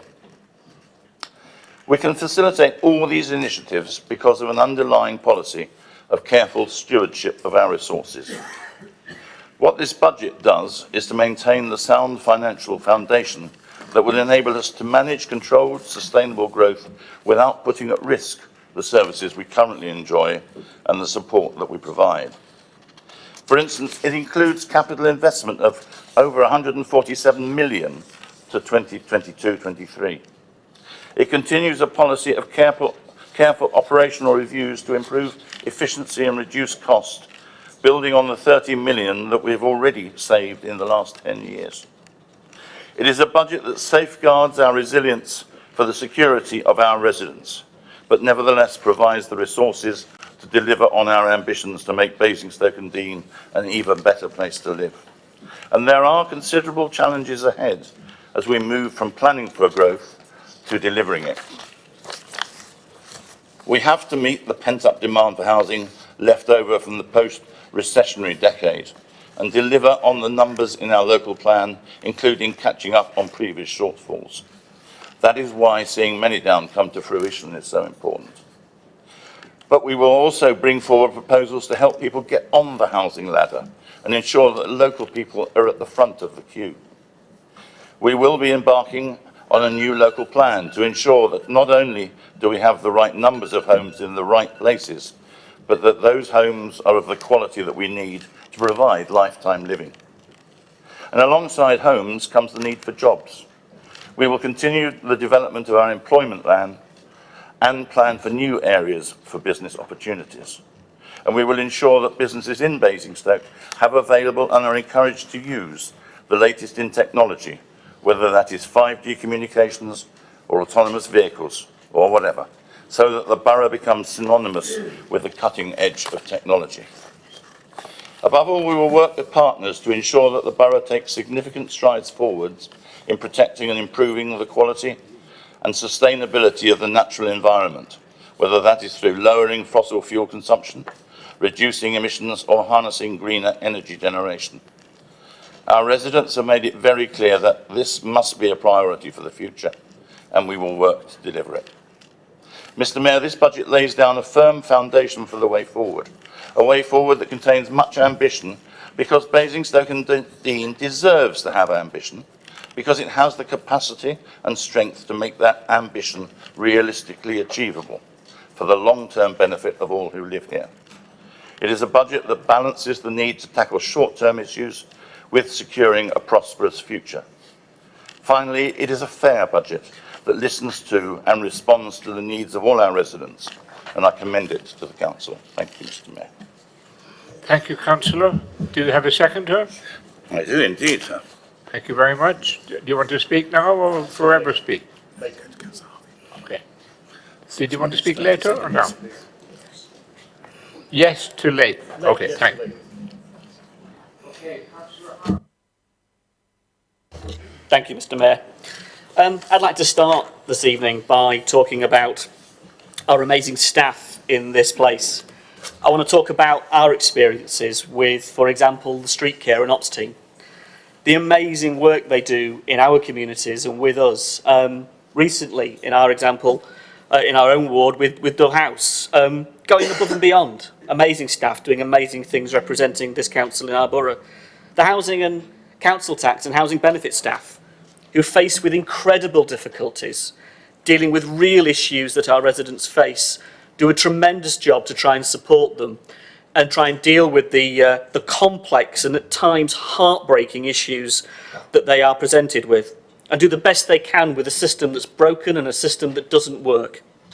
The customer care service team, who do listen to what our residents say, quite literally, and hear their complaints and their issues, and are the first port of call for many of us residents and ourselves. So in starting this evening, I want to say how amazing our staff are, and how well they do serve this borough, but how this budget does not necessarily serve them well. and how this budget does not necessarily enable them to do the jobs that we would all want them to be doing on behalf of our residents. We've just listened to the leader list off his greatest hits. This is a tired administration with a broken record. They are more interested in preserving their position of power than doing the things that residents need them to do. They're truly out of touch. They are obsessed with their shiny pet projects. This budget, this council plan, reflects a lack of ambition, a lack of aspiration for Basingstoke and Deane because it's tinkering around the edges without fundamentally addressing the real issues that people face in our borough. It moves money around, as we've already debated this evening, like deck chairs on the Titanic. Budgets between trying to show they're actually doing something. They are obsessed with their shiny pet projects, while the basic services that people rely on are crying out for investment. They break their own financial rules to suit their own ends, not in the interests of Basingstoke and Deane, but in the interests of people who don't even live in our borough.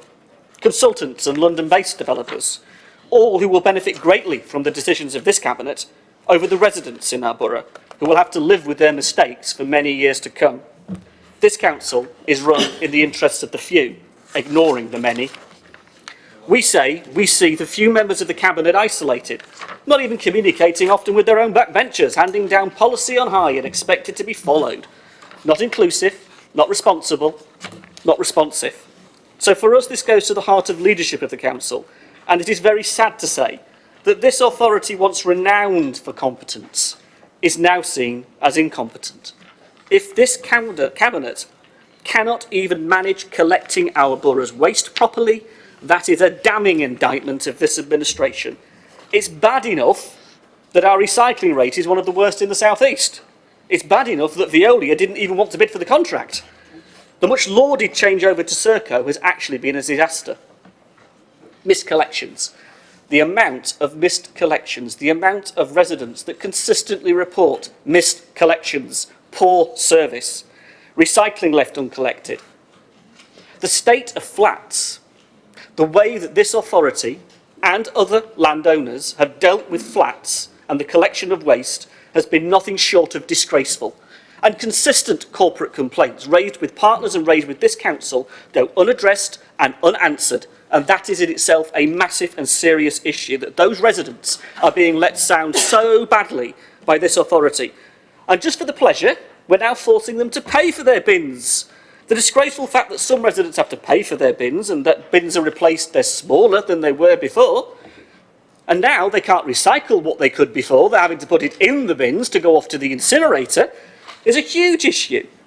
Bins are overflowing and rubbish is quite literally being left on the streets because the teams are told they cannot take it. Even when there's a missed collection and the bins are overflowing for very natural reasons, the teams are told, no, you can't take that. So it's just left on the street. We see it time and again and point it out time and again, but nothing is done about it. People not knowing when their collections will be. Looking on the council's website, seeing the dates being issued, but even then, not being guaranteed when they put the bins out or not. And when they do, they're missed. And when they take them in, the teams go past and forget them again. Bring banks and recycling points cut back. The crews themselves not being listened to. The crews themselves talking about how they feel they could do it better and how they could deal with the crisis that has faced us in waste recycling. And they are not being listened to.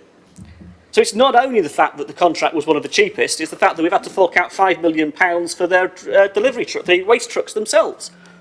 We've actually had to pay Serco money to have the vehicles to do the job in the first place. That in itself is a shocking statement of the contract.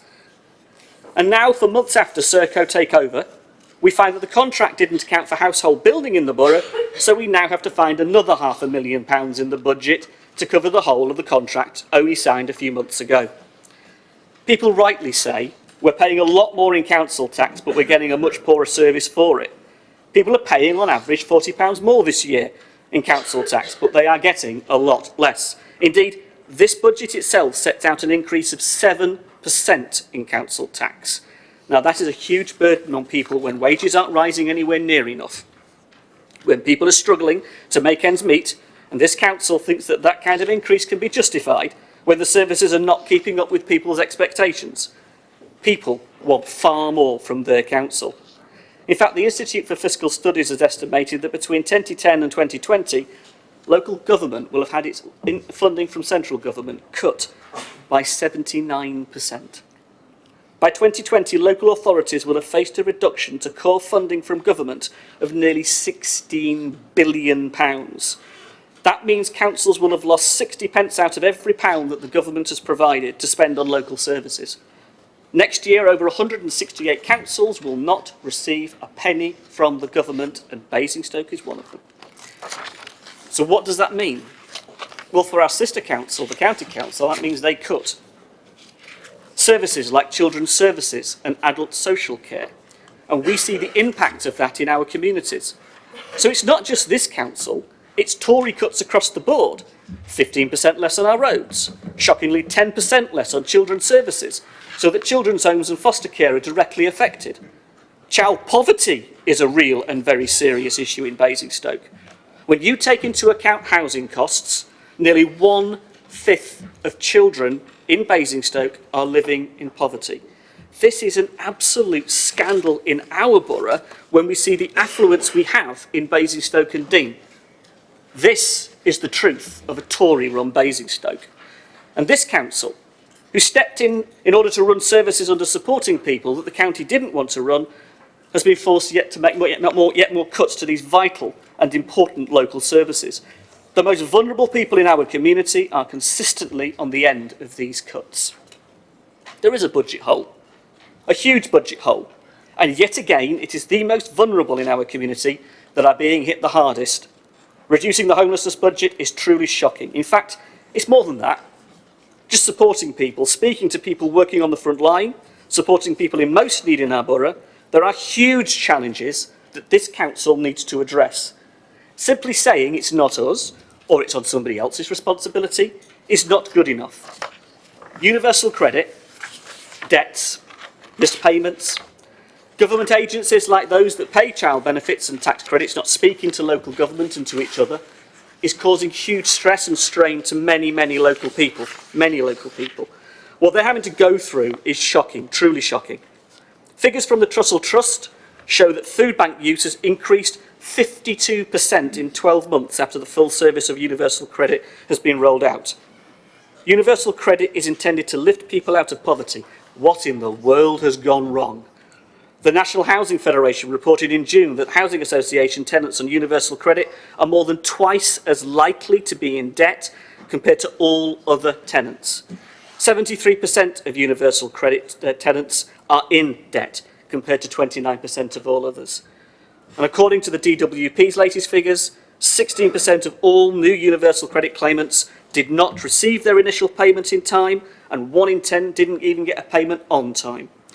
Longer waits for payments are leaving people in debt, rent arrears, and are forcing them to turn to food banks for help. Housing benefit is trapping people in low wages on poverty pay with huge rents and debts, compounding the issue for many people in our borough.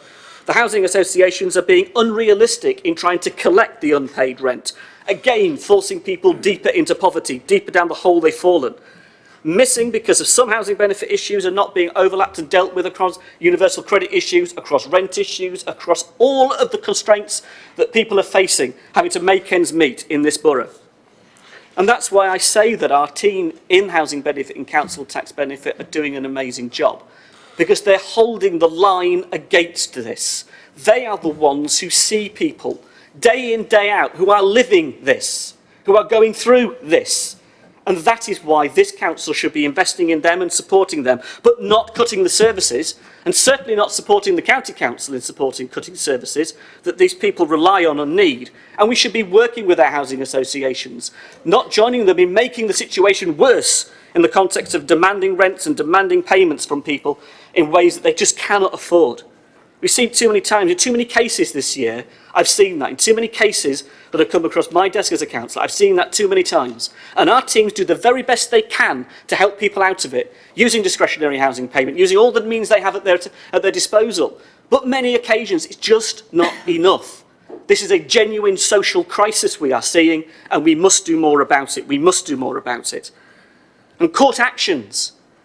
The fact that we wind up taking people to court on this just makes the situation far worse. We force people into the courts because of all these debts, and they wind up then being charged with all the court costs. We simply force people deeper and deeper down the hole of poverty. And this is a genuine pressing issue in our borough against our residents. Talk about your 2050 vision all you like. This is a genuine social crisis in our borough that we need to deal with now. So we are limiting people's life chances, families being forced into poverty and trapped in the system. This isn't crisis management anymore. This is a disaster for many of our residents. This is the truth of Tory-run Basingstoke. Access to decent housing is such a massive issue in our borough, right the way across Basingstoke and Dean. Rural communities that simply need homes to sustain their local population so that their people can stay in the village, that they're not helped or forced out of the village and the towns, is a real issue. Rural housing is also in crisis, but we have an acute urban housing crisis too. The lack of supply and the year-on-year failure of this council to deliver genuinely affordable housing, and yes, this council to deliver genuinely affordable housing, working with partners or finding the means that we have at our disposal to deliver, is a truly shocking disaster. An affordable homes target that means nothing because the Cabinet are ideologically opposed to social housing, to socially rented housing, to council housing. They say the words, but what they really mean are homes that most people in our town cannot actually afford. We need council houses for rent and homes to buy that are subsidised properly so that people can afford them. And we do see hidden schemes and a lack of transparency, I'm sorry to say. There is no information yet, and it's not been forthcoming when asked for by the regulatory committee of this authority. The Audit and Accounts Committee on 2 meetings have asked for that information, and not once has it been forthcoming, and now we're suddenly told we're going to get a report. It'll be very interesting to see what is actually in that report and how much information is genuinely shared to the Scrutiny Committee that has every right to ask for it, to hold the executive to account on it. Meanwhile, Labour councillors, leading by example in our own wards, we are actually delivering affordable housing, working with partners to make sure where we can, we are making a difference. Planning permissions aren't the issue. Planning permissions were granted. The planning side of things is not the issue here. It's the delivery aspect that is really falling behind. So millions are being invested in commercial property and affordable housing is an afterthought. Playing monopoly with office buildings when this council needs to be leading the drive for affordable housing that is genuinely affordable. Even the Secretary of State for Local Government acknowledges the role that councils have in delivering socially rented housing. If your own government see the critical role council houses play, that again, that is a damning indictment of this Tory cabinet and this council leadership, which is completely disconnected from reality because you just oppose social housing. In damning of this cabinet is cash rich. This borough is land rich. We could make such a difference to people's lives, but it's because you are ideologically opposed to proper social housing and willing to put your money where your mouth is by subsidising it to make it a reality for many local people to actually afford. Affordable housing, in the government's definition, affordable housing as we know it, isn't actually affordable. Time and time again you're presented with the evidence, but you don't listen. We have got to get genuinely affordable housing built that people in our borough can genuinely afford. Under a Labour government, the number of home-owning households rose by over 1 million. But it's fallen under the Tories, and young people have been hit hardest by that. The Tory failure on home ownership. Figures from the last English housing survey showed that under 45s who own their own home is down by over 1 million people. Home ownership is sinking in this borough as well because of the national situation, the economic situation that many people face. So if you think that Help to Buy, which has now been proven to increase house prices by as much as 20% in certain local markets, is going to fix the housing crisis, you are very much mistaken. It's a failed scheme that the industry recognises as a terrible product that actually kills off affordability. Even government have thrown their weight behind discounted rent and directly subsidised housing through the HIF. But that amount of being invested is pitiful. Figures from the Chartered Institute for Housing show that in real terms, the government funding for new affordable homes was over £4 billion in 2009. It is £500 million this last year. The people of Basingstoke and Dean deserve better. Many Down has been delayed. We were taken to the High Court in 2012 we were told to build many down in 2012. 7 years later, we hope to see this now got across the line with a planning application that's still on its way, that's still got issues, that still needs to be dealt with properly in a way that the people of Winkleberry and those communities surrounding Many Down are truly listened to. The other aspect is that many of the major sites are still not coming forward in the way we want them to. Now, I don't blame the Cabinet Member for Planning. He's actually attended committees and listened to the concerns that members have, and he's doing his part, so I'm not knocking him in that regard. But the truth is that when this council hires expensive consultants and spends many tens of thousands of pounds on them to come up with a scheme for 140 units that this council is promoting, this Cabinet won't even allow members of the council to see the detail on it. So is it going to be in that audit and accounts report? We will be watching and looking. We were given to believe that after 13 years of calling for the Tories to get stuck into delivering homes and helping ease the local housing crisis, that they're finally listening. But unlike their big shiny projects that you are happy to laud all over the press, you are hiding the detail of the housing schemes so far, and I wonder why. What's in the devil in the detail? Again, this report is going to be all important of what we get to see at audit and accounts, of to actually what's being proposed. Now, Many Down has got a significant budget, and rightly so, understandably so. It's the biggest scheme this council's proposing, and we have a partner now. Now, that took some careful organising, and like other procurement processes in this council, it wasn't smooth running. But here we are, finally at a decisive moment, but it is huge. And why does it matter? Because it is the largest housing project in the borough, yes. But the residents of Winkleberry and the residents of Buckskin and the residents of Kempshott need to be really listened to about their concerns and the way that Many Down will impact on their lives, and have those concerns addressed by this Cabinet. And there is missing communication. You talk to residents in Winkleberry and Buckskin, and they don't feel as if they're being engaged or listened to. And there is no money, and we were told this at the last MOC meeting, there is no money coming to Winkleberry or Buckskin from Many Down directly. That's what was said. That was the answer to the question that was posed. No money coming for the regeneration that's been proposed. No secondary school until the 1900th home is potentially built. The County Council wouldn't commit to it until the 1900th home. That's 5 years worth of building at least, if you go on your 300 units a year target. And the closure of Fort Hill in that context is an absolute scandal. So you deprive a local community of its secondary school. And many councillors in this chamber did not stand up and be counted when that was done by the County Council. Others did, but many didn't. And when that was done to the community, they weren't listened to. Still haven't been listened to now. And yet the regeneration has been talked about, talked over them, not with them. And yet here we have a school situation on Many Down that isn't going to help the situation. So where do we go when we build 3,500 houses on one side of Basingstoke? We close down a secondary school on that side of Basingstoke and expect children to travel across town to access our other schools. Our other schools that are as important to those communities in the way. And we don't want to see any school closures in Basingstoke. No more of that.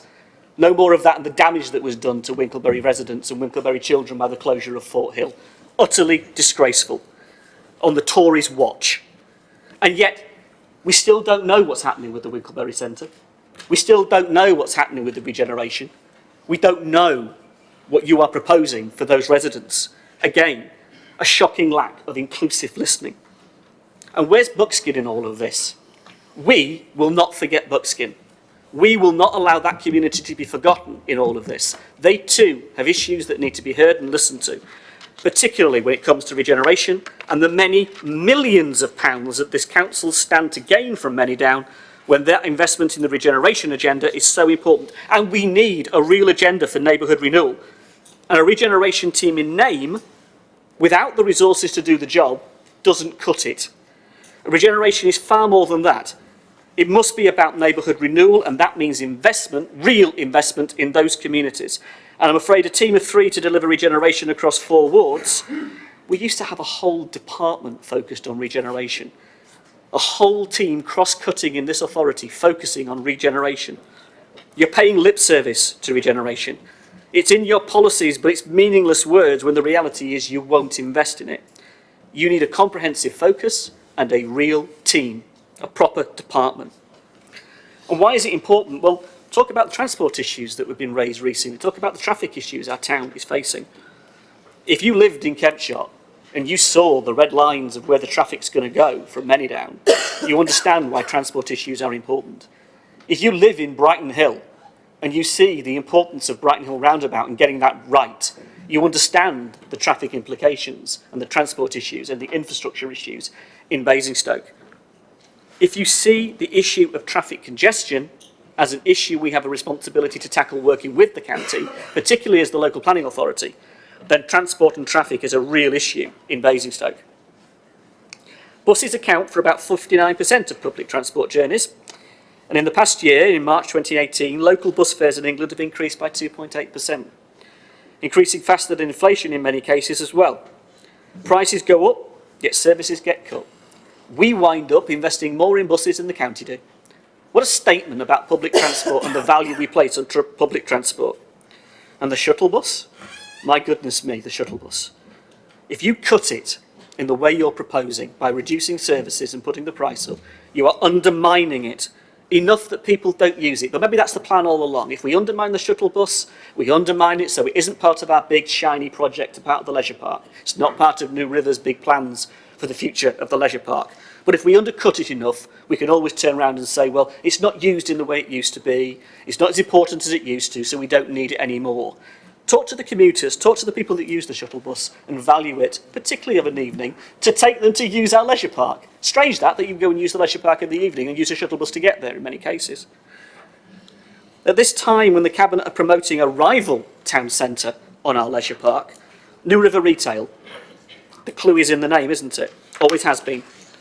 We take the view that the town centre has to come first. A holistic view of the town centre. Not the top of town, not Festival Place, not the malls, and not the station in isolation. But there has got to be a strategy that brings the town centre together holistically and that looks at its needs in a commercial sense and not residential. Not simply building more flats and residential development in the town centre. Is there any wonder that the owners of Festival Place have taken legal action? Is there any wonder? Good investigative journalism, of course, could uncover the reality of that procurement process and what this administration went through. In terms of transport, in terms of the town centre, air quality in the environment is very important. And the hospital has been identified as an air quality hotspot. That in itself is quite a statement. The hospital has been identified as an air quality hotspot. So what are we doing about it? Well, we wound up being taken to the High Court again and told that we needed to take action because we weren't. The health implications of early deaths as a result of air pollution and asthma and children's long-term health implications is significant. And you want to cut public transport, for example, by reducing the shuttle bus service? I was at a public meeting the other day that highlighted the air quality concerns residents have.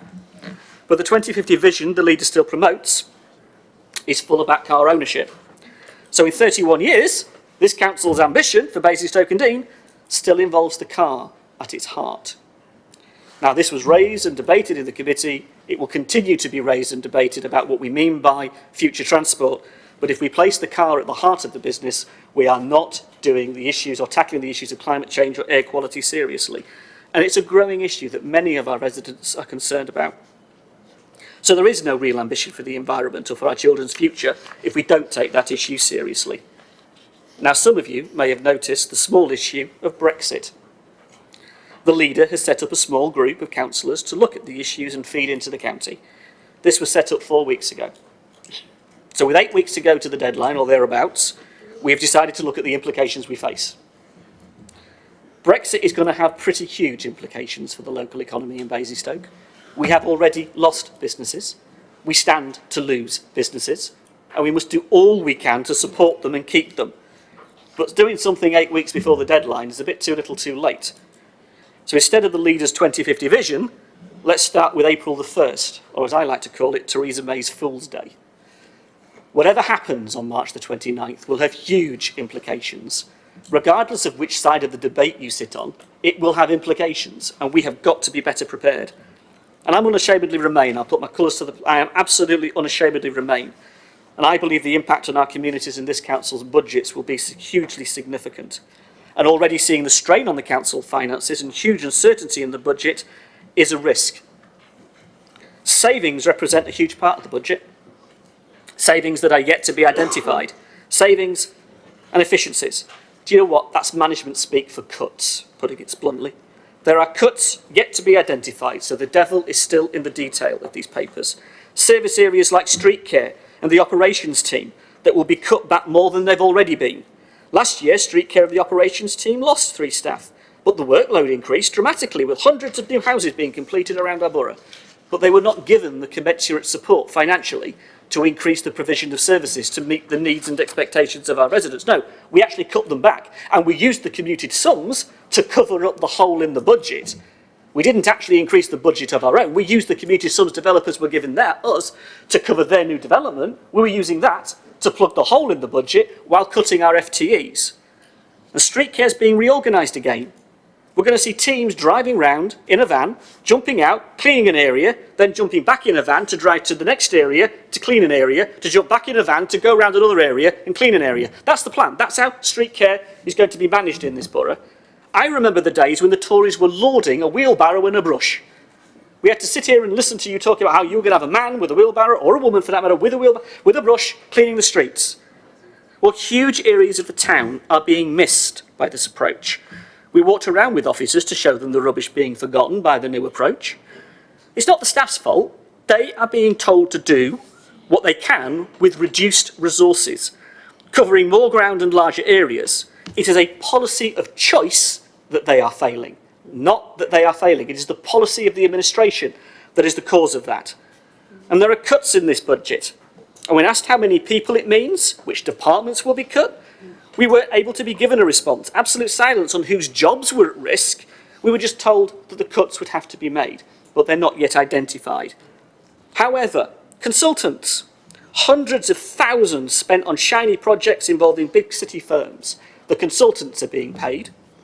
Interim staff instead of full-time appointments. How many interim appointments have we seen? How much money has been spent plugging staff holes rather than employing people full-time? Too many staff are leaving and posts are being filled by interim appointments. We need to see stability in the council. We need to see that addressed and positively support our staff going forward. So that the basic services of this council, which are struggling to meet the needs of residents, we need to see that long-term stability inside the council so that people can have confidence in their council. And this budget has identified £500,000 of cuts in service areas. So how many more staff are we going to lose? It's about time that question was actually answered honestly. It didn't used to be like this. It didn't used to be like this in Basingstoke-on-Deane, and it's not down to the employment market. This is the way the Tories have run down the council, and residents deserve better.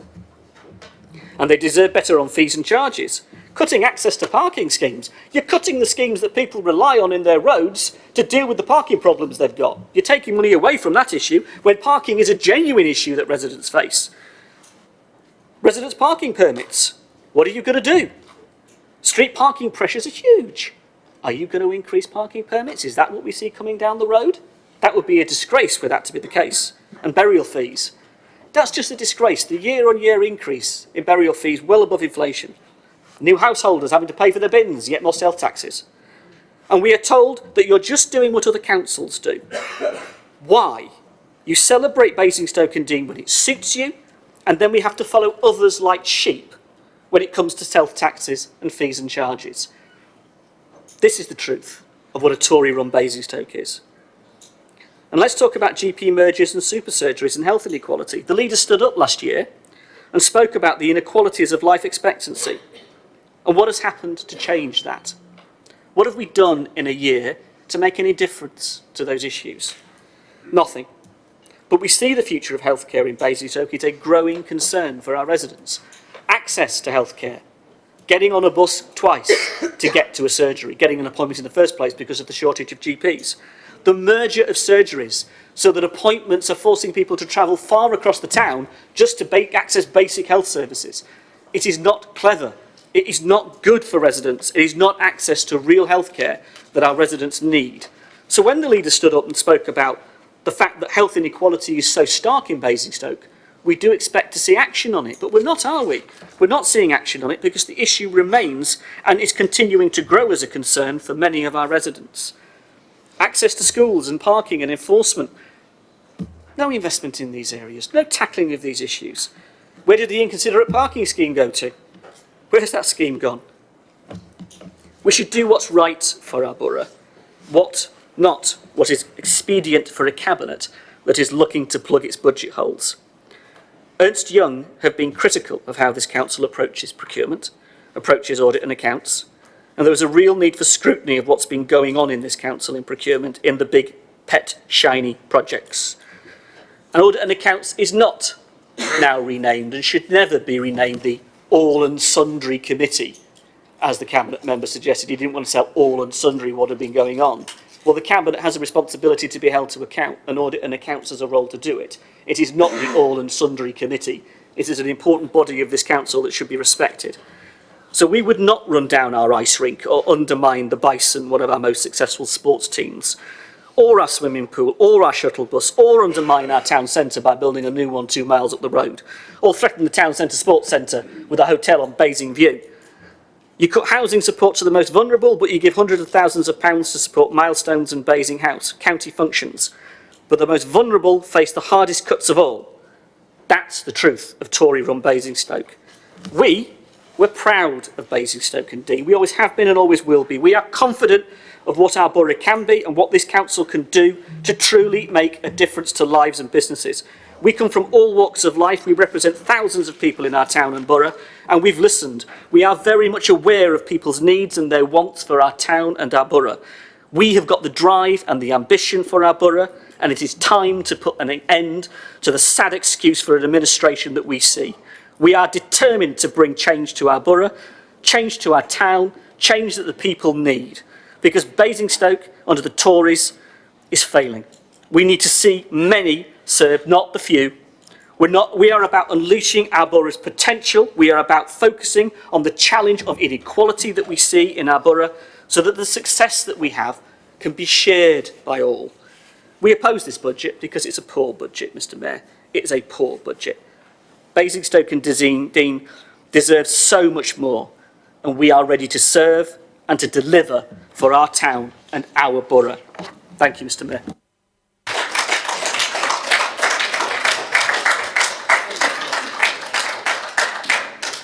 Thank you, Councillor. And your second point is? Councillor James, would you like to contribute, Thank you, please? Mr. Mayor, and I'd like to thank Councillor Harvey for being so brief. Mr. Mayor, tonight we are faced with another miserable budget. When Theresa May announced that austerity was over at the conference hall cheered, I hope no one in this room did. When your grant from central government is nothing, the promise of no further cuts means literally nothing. So I'm going to extend some sympathy, only a tiny bit, don't worry, to the administration. They have been failed by Westminster Conservatives. Mr. Mayor, you'll notice that the DUP have 10 MPs and they managed to go to central government and get billions for their local area. Hampshire has 10 MPs as well, equally needed to keep the majority going, and they've delivered absolutely nothing. They've failed us. When the next general election is called, those opposite will be asked by the same MPs for support, for time, for effort, for energy and funds. I hope you remember the amount of time, effort, energy and funds our MPs have not expended on making this council's life easier. I know the leader has tried to raise the funding issue. I know he communicates with the Department of Communities and Local Government and gets nothing. I know he communicates with the Treasury and gets nothing. I know he communicates with number 10 and gets nothing. It's a shame he didn't go to the Department of Transport and pretend he was setting up a ferry company. He could have got loads. Instead, we are faced with this budget. Savings are planned, but they're hidden in an appendix under vague departmental headings. We have all the usual smoke and mirrors, cuts branded as efficiency savings. We'll be told there's no impact on frontline services.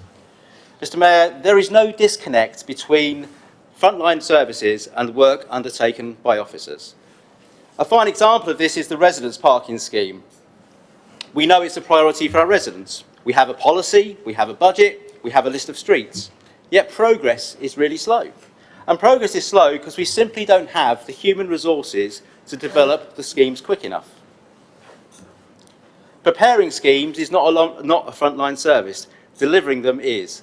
The latter depends on the former. Then this obsession with removing internal talent has consequences.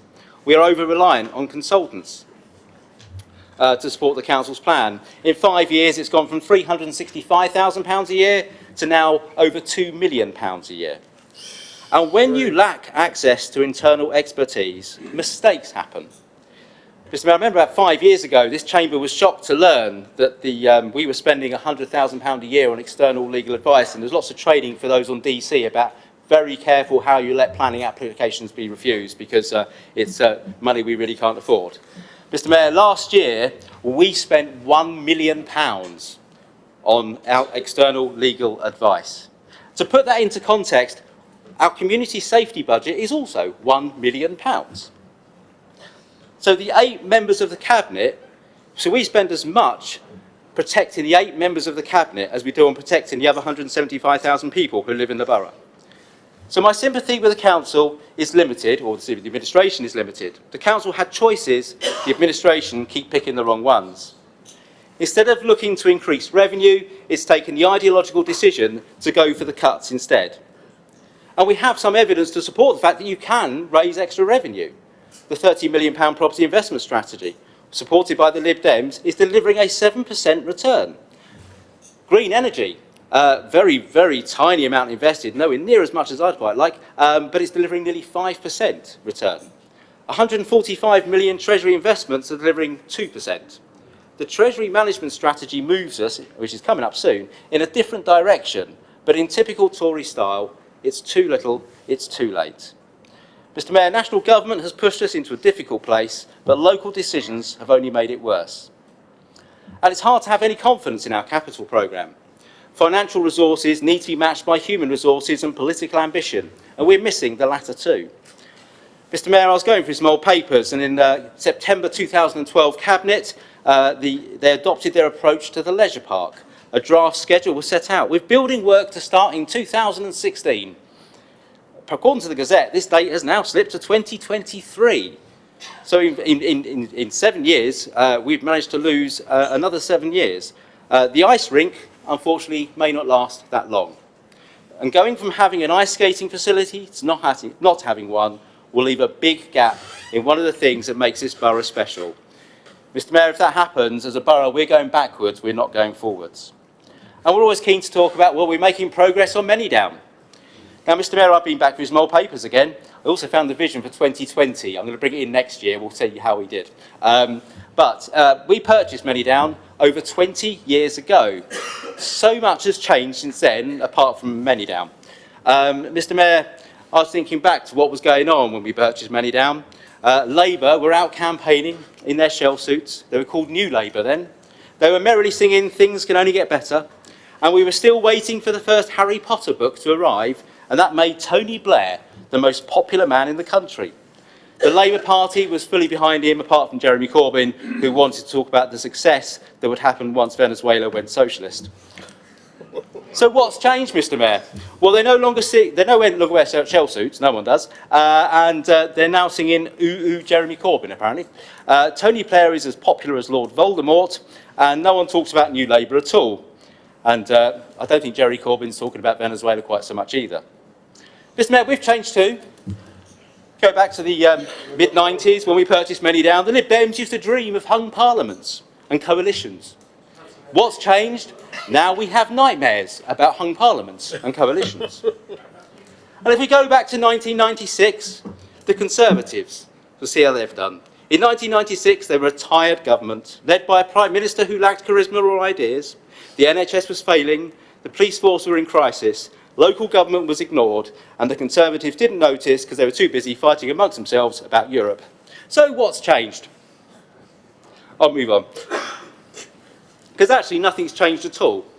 Mr. Mayor, we've established the Conservatives really aren't very good at money because they've been so slow in getting investments sorted out. We've realised that they're not very good at projects either, because we've already heard that Manydown, Ice Rink, Leisure Park are all behind. Mr. Mayor, I'm going to move on to a bit about capital programmes, because I I know it's coming up on a separate paper, but I think it's relevant to the budget, and certainly the leader mentioned his capital programme and how ambitious it was. It's really not what's in it, it's what's not in it. And we go back to this issue of housing. I don't believe any £30 million property investment fund that is set up for a return is ever going to deliver social housing, but it doesn't mean we don't have to do it. We should be looking at social housing regardless of the return. It's holding back the local economy. Business will not come unless it knows it can have staff. And too many people at the start of their careers are priced out of this borough. Affordable housing has a place, but at 80% of market value, it will not meet the needs of the carers for our ageing population relies on, the newly qualified teachers our schools rely on, or the service sector, which we all need. For most people, 80% of market value is just simply too much to pay. We have to provide social housing if we want the economy of the borough to succeed. We have subsidised hotels for those who want to visit the borough. We have subsidised offices for developers wanting to build in the borough. It's about time we did something for those who grew up in the borough. Hear, hear. Mr Mayor, I'm going to be careful not to talk the borough down. The borough is a great location. We have great people, some great facilities, and we have great financial resources. We've got some of the most beautiful countryside in the world. We've got some fantastic and picturesque villages scattered amongst in that countryside. We have a town that brings together the past, the present and the future. We have so many strengths as a borough, but we also have a weakness. And unfortunately, it's the weakness that wrote this budget, so I can't support it. Thank you. Thank you, Councillor. Councillor Phillimore. Thank you, Mr Mayor. Oh, Ian's first.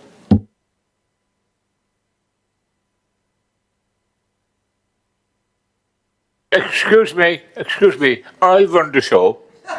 Okay? That's a pleasant change. That's a pleasant change, Mr Mayor.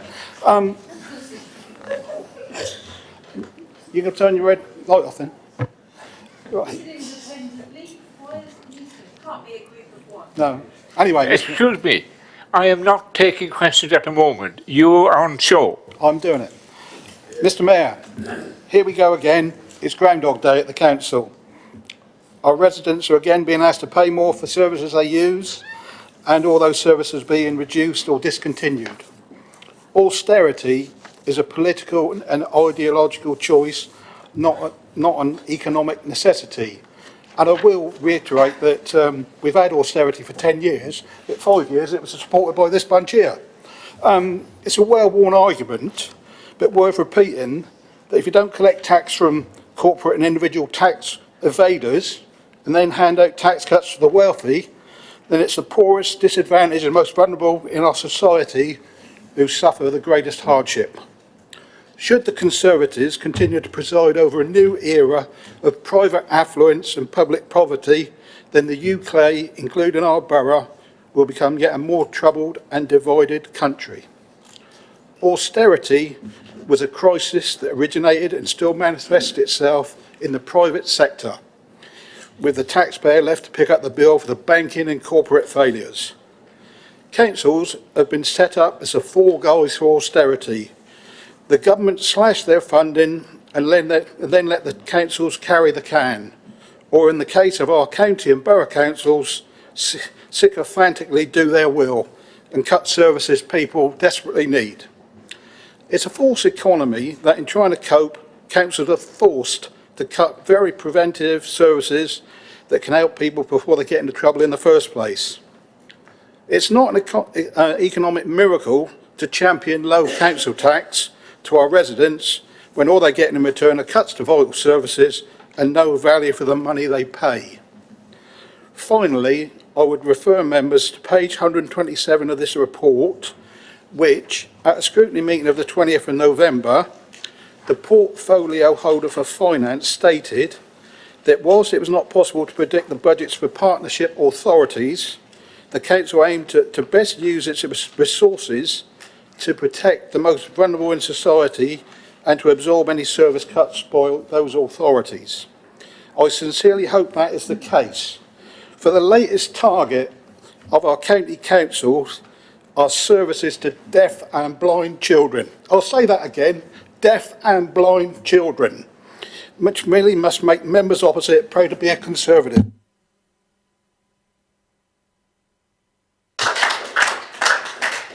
Thank you, Councillor. Councillor Frost. Thank you, Mr. Mayor. Okay, it's been a while since I've spoken twice in one meeting, and I do apologise. I will be hiding for quite a while because I got a little bit of frost nip on my cheek. Okay, when the snow was around. So there we go.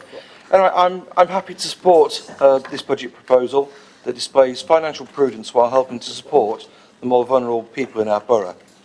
Continuing to reduce homelessness is something that I think everyone in this chamber will surely agree is something we do need to continue funding. And I'm pleased to see that this is continuing in this budget proposal.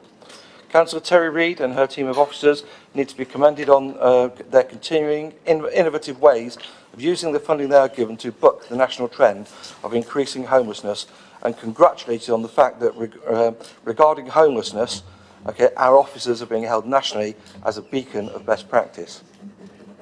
However, it is not just homelessness that is being tackled through this forward-looking, carefully thought through and constructed budget proposal. This administration with officers is continually looking to help our residents access housing, and while I'm pleased that the national government's Help to Buy scheme for new build homes is helping our residents, it is fairly limited in its scope, okay, helping our residents until the key sites of Many Down, Hanson Fields and the golf course start to be built upon. While the national government Help to Buy scheme is for new builds, there is nothing at all for the existing housing stock, and I'm pleased to hear that this administration and officers are currently putting together a Help to Buy scheme for existing housing, and I look forward to seeing the details of this scheme shortly at EPH. Thank you, Mr. Mayor. Thank you, Councillor. Councillor Maurice Westbrook. Yeah, thank you, Mr. Mayor. Yeah. Councillor James might be interested to know that during the Lid Down conference, I'd heard that Sir Vince Cable walked out to the theme to Skyfall, which interestingly is quite appropriate, as the first line of that song is "This Is the End." Yeah, Mr. Mayor, it's so easy as councillors to stand up in here and do our politics, get carried away in the drama. We see that all too often in Westminster, where things that happen in there bear no resemblance to reality, and there is a disconnect with real people. Mr. Mayor, this week I received a voicemail from a resident, and it was one of those messages that brings you back to reality in a very simple way. If I could play it to you now, Mr. Mayor, I would. It was a message from a lady who often needs to attend hospital and her GP surgery. Why is it, she said, that every couple of years they have to frighten us older people with the threat of losing our bus service? It cost me £7 by taxi to get to the hospital and £7 to get back. It cost me £5 to get to my GP surgery and £5 to get back. I would rely on my family to take me there, but they're all at work during the day. And of course the hospital doesn't open for appointments at night. It's so unfair. Why do they have to frighten us like that? When it comes to this specific budget, Mr. Mayor, I have to declare some level of interest in the proposals for the centre shuttle. When I moved into my property in Sinclair Drive back in 2011, I and other residents of the development were sold this service in a central town location as part of a travel plan to discourage the use of cars, and which quite rightly aimed to improve air quality. But Mr. Mayor, my residents now wishing to travel out in the evening to the leisure park under these proposals will have to pay for expensive alternatives to get home and will feel let down by this decision. Many of our town's workforce have been told the park and ride as an economic way of getting to work and back by parking at the leisure park instead of forking out the £8.33 a day for parking in town. Many workers, including those in Festival Place, will have little choice but to pay more to get home after 7 o'clock. Season ticket and all-day adult return fares are also going up for shuttle service by well above inflation rise of 8%. This budget report says in mitigation that there is an alternative service provided by commercial operators, but fails to mention that in effect that alternative would cost our residents £4 for a return ticket instead of the current £2.50.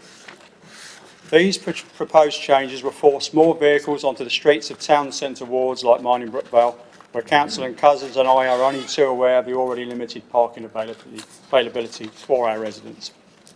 And let's be honest, Mr. Mayor, this could easily be the start of this administration beginning to wind down the shuttle link to save the Tories any political damage caused from taking away our park and ride and introducing 1,500 more cars onto our roads as part of their current leisure park proposals.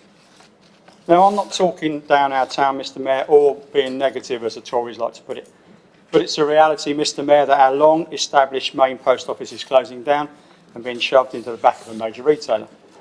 We all want to see a prosperous top of town, and the loss of footfall by the many people who visited that main post office will be damaging at a time of uncertainty for retail and the country.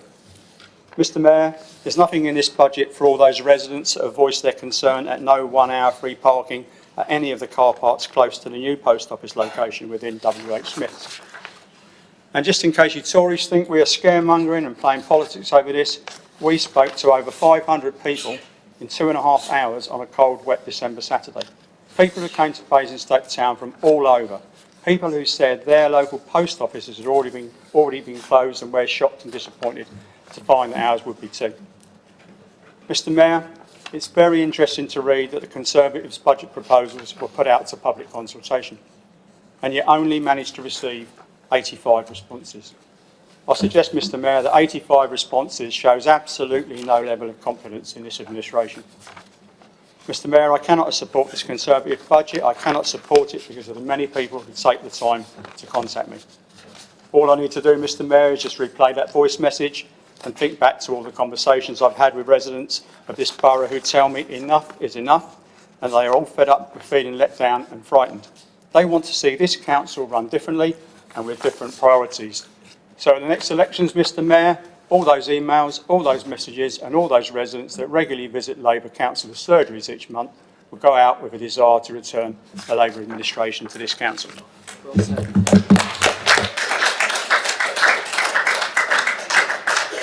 Thank you, Councillor. Councillor Simon Brown, please. Thank you, Mr Mayor.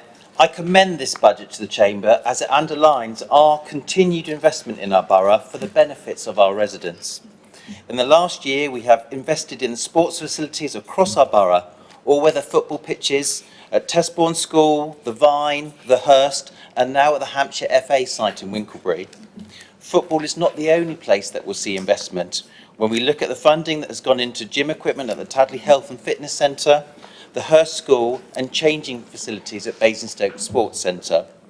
We have also spent or set aside money to invest in athletics, rugby and hockey to improve our already brilliant facilities at Downgrange. This will bring our investment over the last 4 years to over £1.8 million in sports facilities and playing fields, and leveraging another £3 million of funding from other partners into these facilities, a total of nearly £5 million. We have invested in over 1.9 million in open spaces and play areas, with an additional 1.6 million as a minimum planned for in the future in this budget. We also plan to continue our unprecedented investment in facilities for our communities. This budget sets out an investment of a minimum of 2.2 million, in addition to the 5.8 million that has already been spent. On top of these, we have provision for £12 million worth of investment in a wide range of community projects over the next 4 years across our borough, including a key new project to build a state-of-the-art skate park across the way here at the War Memorial Park. We also continue to work with our local NHS partners to ensure that they also deliver the facilities our residents deserve and that employees will enjoy working in. They are working with us to deliver new primary care services in Winklebury, and also working with them to ensure that our ageing hospital is replaced by a new hospital that can deliver what our residents need from it today and in the future. We will continue to support the call for that new hospital. Working with our NHS and local partners, we also want to invest in programmes that keep people fit and healthy, and this budget allows us to do that.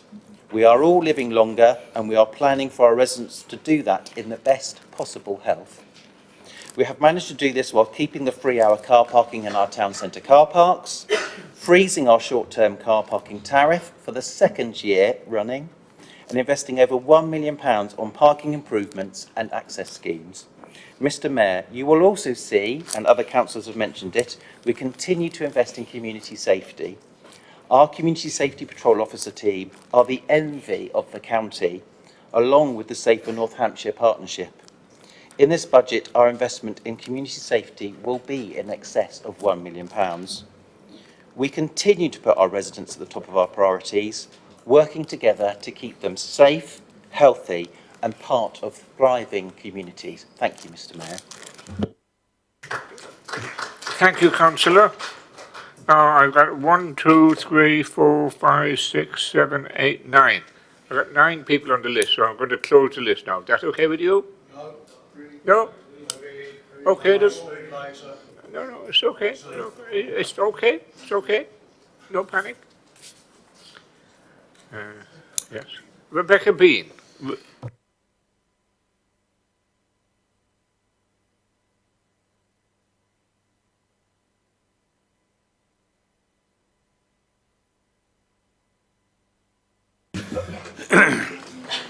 Thank you, Mr Mayor. Because as a borough we have strong finances which are ably managed by this administration, we're able to maintain excellent services and invest large sums into housing, infrastructure and community facilities. Unlike so many other councils who have been forced to make painful cuts, we've been able to absorb the massive drop in government funding. £5 million revenue support grant less than we received in 2014. I agree with Councillor Sanders that much has changed about our borough that is incredibly positive. After years of Basingstoke being left out in the cold to the likes of Reading and Guildford on new investment and jobs, it has all changed. On so many indicators, the borough is now a top performer. It is a borough being transformed. This council has played a decisive role in stimulating growth that would not otherwise have happened. More and more investors and companies are recognising that this borough is an ambitious, strong partner which is open to doing business. Basingview is now resurgent, pulling in new jobs and investment in the first-class offices companies demand for their employees. Success is breeding success. Hot on the heels of the lettings of the Florence building and the planned new HQ building for Eli Lilly, we can expect further investment in Mountbatten, Norden and Quantum houses. Basingstoke's increasingly compelling offer as a centre to do business will be strengthened by the opening next year of a new hotel on Basingview, secured in the face of the keep the Americans out and do nothing views of members opposite. Indeed, it is worth recalling that certain opposition members, sorry Gavin, voted to keep the site of the Florence building, now to be occupied by the Sovereign Housing Company, bringing their 400 employees to our borough, empty, so that it could continue to be used as a car park, generating pocket money parking fees for us. Evidence of progress is also clear on housing. The homes our residents need are now being built, this year at a rate exceeding that required under our local plan. And this council is doing its job in approving permissions with 5,000 now ready to go. We know there is more to do, and that is why we're planning a scheme to help first-time buyers with mortgage deposits, overcoming one of the big barriers to home ownership.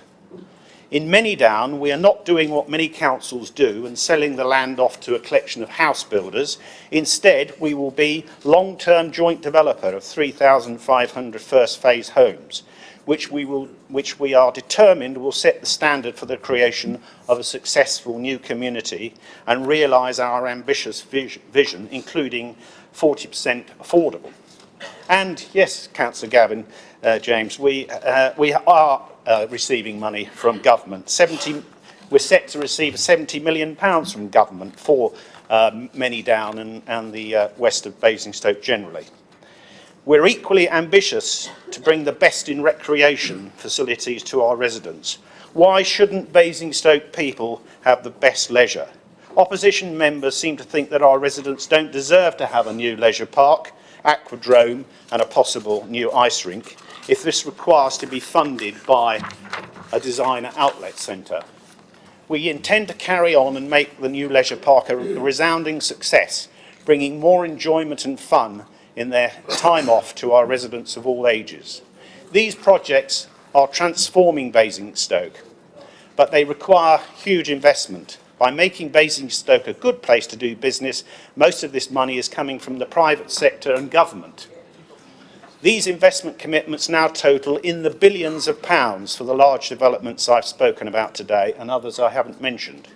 Because of our strong financial position, we are, in this budget, able to commit to spend £147 million over the next 4 years on Many Down, Basingview, Local Infrastructure Fund and community and sports facilities. Many neighbouring councils don't come close in what they're able to reinvest in their communities. Our strong finances are the result of good management. From our property side, nearly 1.2 million of additional net income has been generated, with no borrowing since the launch of the property investment strategy. Out of every pound this council spends, 16p comes from council tax and 34p comes from our property portfolio. And expect more good news in the future as we agree new deals with investors to enable major redevelopment of existing sites, bringing even more jobs and prosperity. This is an excellent forward-thinking budget and I commend it to this council and to our residents. Thank you, Councillor.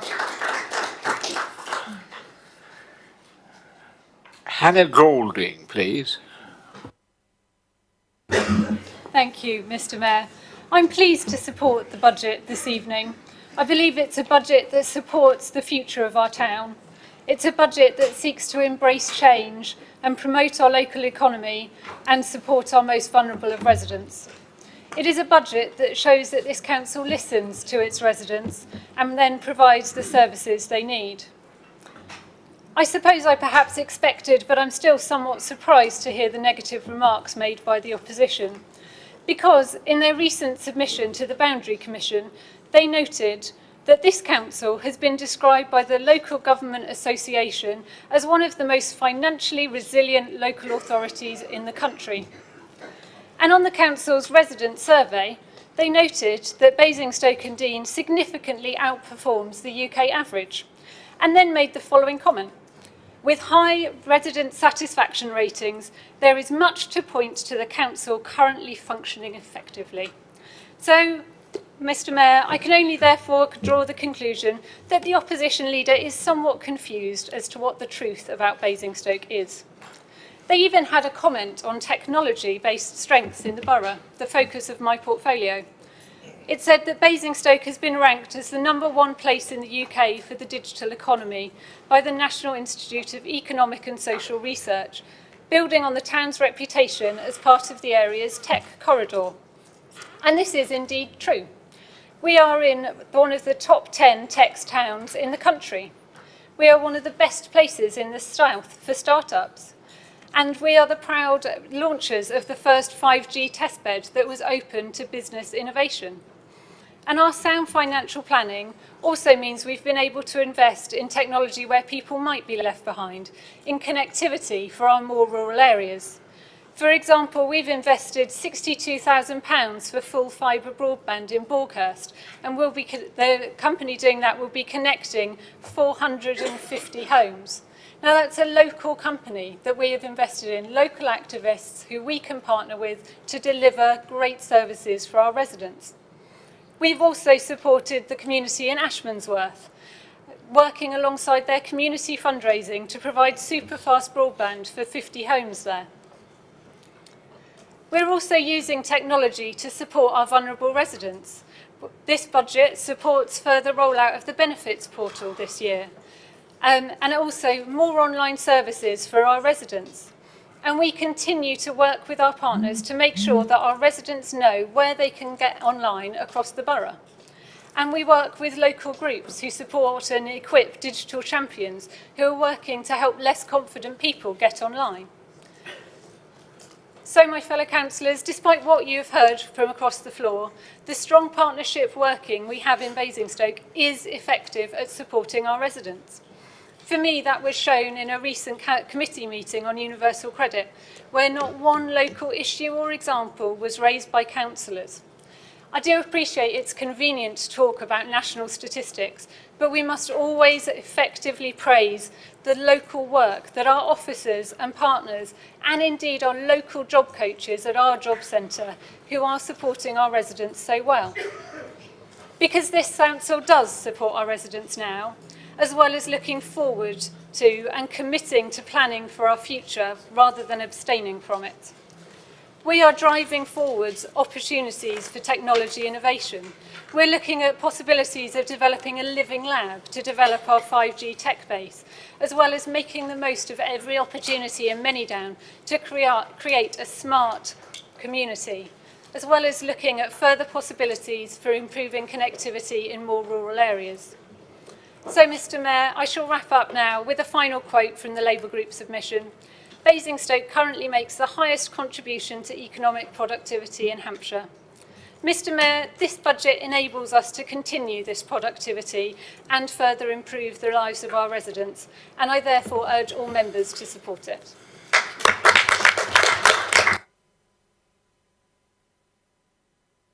Thank you, Councillor. Councillor Haley-Eachers. It seems like the whole cabinet is following on, so you might as well just finish. Thank you, Mr. Mayor. As an administration, we want to be ambitious to ensure we protect our beautiful countryside and combat climate change. We want to learn the lessons from our residents arising out of Horizon 2050 responses, and I have no doubt this budget allows us to care for the environment and ensure sustainability in all and any projects we initiate. We have the Green Investment Strategy, a very positive strategy allowing for a structured and coordinated management of the diverse green infrastructure assets within this borough.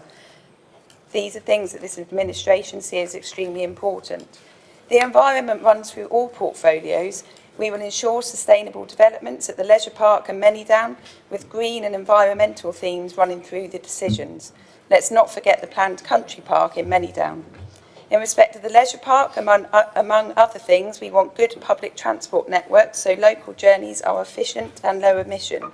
In 2018-19, this council provided £866,000 of funding towards local public transport, which compares to an average contribution of £26,458 of other districts in Hampshire. We have a cycling strategy. Last year, we received £69,000 of government funding for 2 studies looking at the potential of installing a heat network system in the borough. The first study highlighted an opportunity at the hospital, and work continues to look into this.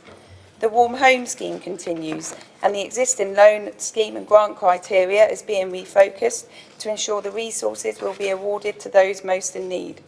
Eco-funding is also available from a national pot, and we are looking at how to make the best use of this for our residents. Energy efficiency continues to be a focus. Lighting upgrades have been carried out at Totally Tennis, reducing energy costs, and we are looking at other sports venues. The server room is now being upgraded with an innovative cooling system to replace the current aging system to reduce energy consumption and costs. Solar panels have previously been installed in some council buildings, and we continue to look at further installations. We do, of course, have our new bin contract continuing with weekly collections. This new contract comes with many benefits. We all know at the end of the last contract there were issues such as staff shortages and vehicle breakdowns, and Serco have been working hard to overcome these issues. They have the ability to do that. We are working closely with Serco, monitoring the service very closely, and we have powers to deal with this under the contract. As a portfolio holder, I am in continued dialogue with officers in Serco and meeting with them regularly. I am confident issues will be resolved, and we are doing all we can with Serco to provide the service that residents expect. We have a wider garden waste service, encouraging more recycling, and the vehicle issues have been addressed. We now have a whole new fleet of waste vehicles producing less emissions. Within the joint waste contract tender, contractors were given the option to price for the supply of vehicles using funding borrowed from the council. Evaluation of the Serco tender has demonstrated that using funding borrowed from this council delivers the best value for money. The council is also investing a further £2 million in replacement vehicles for the street cleansing team. All will meet Euro 6 emissions. In respect of recycling, there will be borough-wide communications in the form of bin hangers. throughout the year paid for as part of the new contract. We continue to work with Hampshire to look at ways to increase recycling and other materials to be recycled. But we cannot lose sight of the fact that at least a third of what you are putting in your black bin can now be recycled. A large piece of work is planned to improve the bin stores, the signage within them and the information for residents. I continue to enjoy going to schools, brownies, scouts, etc. to talk about recycling and try and increase the recycling rate. Air quality, this has always been important to this council. We have good air quality, but a number of actions have been taken to continue to improve the air quality, and we will continue to invest. We are looking at how we can support the take-up of ultra-low emission vehicles, such as plug-in and electrical vehicles. There are already a number of chargers installed across the town. The new taxi and private hire licensing policy introduced a new maximum age limit for taxis and private hire vehicles, and we are proposing to waive the licensing fee for low emission taxis.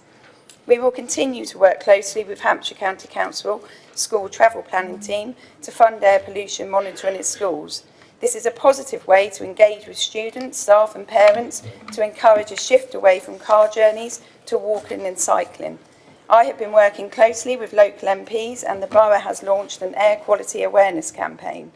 The aim of this is to raise awareness of pollution and the ways in which everybody can make small changes to maintain good air quality in the borough.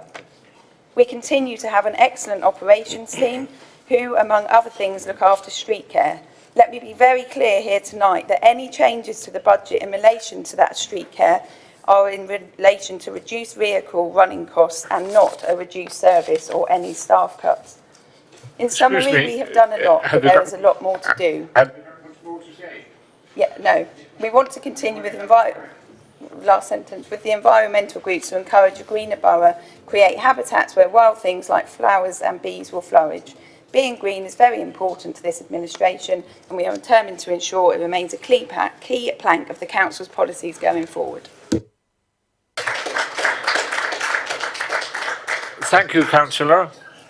Can we have someone from the opposition, like Andrew Freeman, to have a word, please?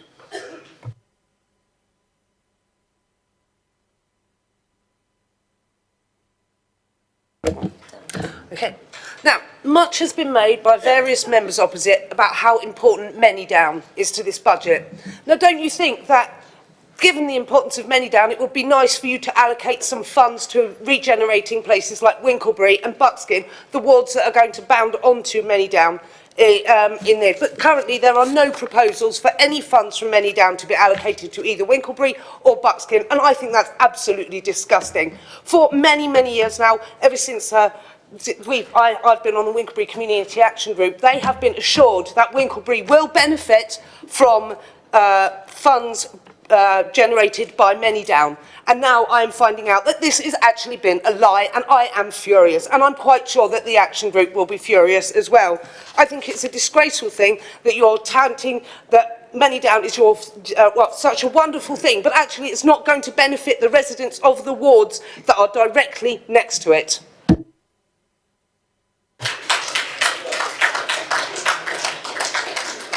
Thank you, Councillor. Councillor Gary Watts. Thank you, Mr. Mayor. I'd like to talk about the data behind the justifications for the cuts to the shuttle buses. The data used for the weekdays was just 4.5 weeks of data, 32 days, running from the period of 26th of March to the 27th of April from last year.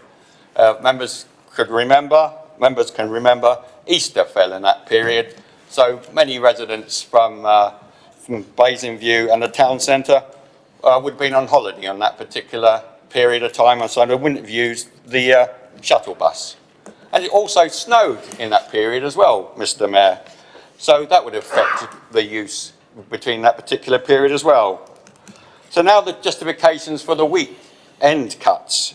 17 weekends were used from the 6th of January to the 29th of April in the heat of winter, Mr. Mayor. We had the beast from the east, and we also had the snow, which I just reported on again back in the beginning of April, end of March. So the council was actually using selective data for the justification for this cut. Any responsible council would use more broad data than this council is actually using now. It would use more data from different seasons. And it's just using a short sight window of data, which is totally wrong. So in the scrutiny committee back in November actually, there was on fees and charges, it was forecast that the shuttle bus usage would go up. So the income would go up. So this cut is going against the grain of what went to the scrutiny committee back in November. This decision is short-sighted and it's another blow to an already struggling leisure park and forcing more cars on the road. So we talk about climate change and you're just going in the face of what you say. But I'm not surprised, Mr. Mayor. This is typical of what we get from this Tory council and their peers, the Hampshire County Council, when it comes to transport planning. Back in November, the EPH committee had a report on transport. It was reported that the borough would not be considered for a feasibility study on a rapid transport scheme because we didn't have a strategic transport plan. Can you believe that, members? We have not got a strategic plan for this borough for transport. In horse racing terms, we're left in the stalls. We're refusing to race, Mr. Mayor. It's a disgrace that this borough hasn't got a strategic plan, a vision for the next 10, 15 years. We're going to go plough on building thousands of houses without a transport strategy. No joined up thinking for where the developments are going to go, how we're going to mitigate all that, just going to plough on. Where's the joined up strategic place for the leisure park, Down, west of Basingstoke, Hanson Fields? It's all piecemeal. You're going to turn Basingstoke into one giant car park due to this council's lack of forward thinking. I mean, we hear about money. I mean, you've got 8 million of 106 money unspent, and you've got 2 million unallocated. So on transport and forward vision, you're failures. Also, thing that really bugs me about this council is recruitment within this council. It's quite obvious something isn't quite right at this council. In the turnover of SMT and senior staff within this council, we've always had a stable SMT and senior head of departments within this council, but we haven't over the last few years. We spend tens of thousands of pounds on recruitment, even headhunting staff, and they leave after a short period of time, less than a year. So in some cases, they leave after a few weeks. So this administration and cabinet needs to carry out a proper investigation why this is happening. In business, this happens all the time. Why do senior people leave? I don't see anything from this council looking into this. The taxpayer are not getting value for the money for when it comes to recruitment within this borough. That money can be spent on frontline services instead of wasting on recruitment when you're not getting to the root causes, what is wrong with this council. So it's basically, I'm not supporting this budget because you've got no forward planning when it comes to council and you're managing your recruitment processes properly. So I will not be supporting it. Thank you. Thank you, Councillor. Councillor Terry Reid.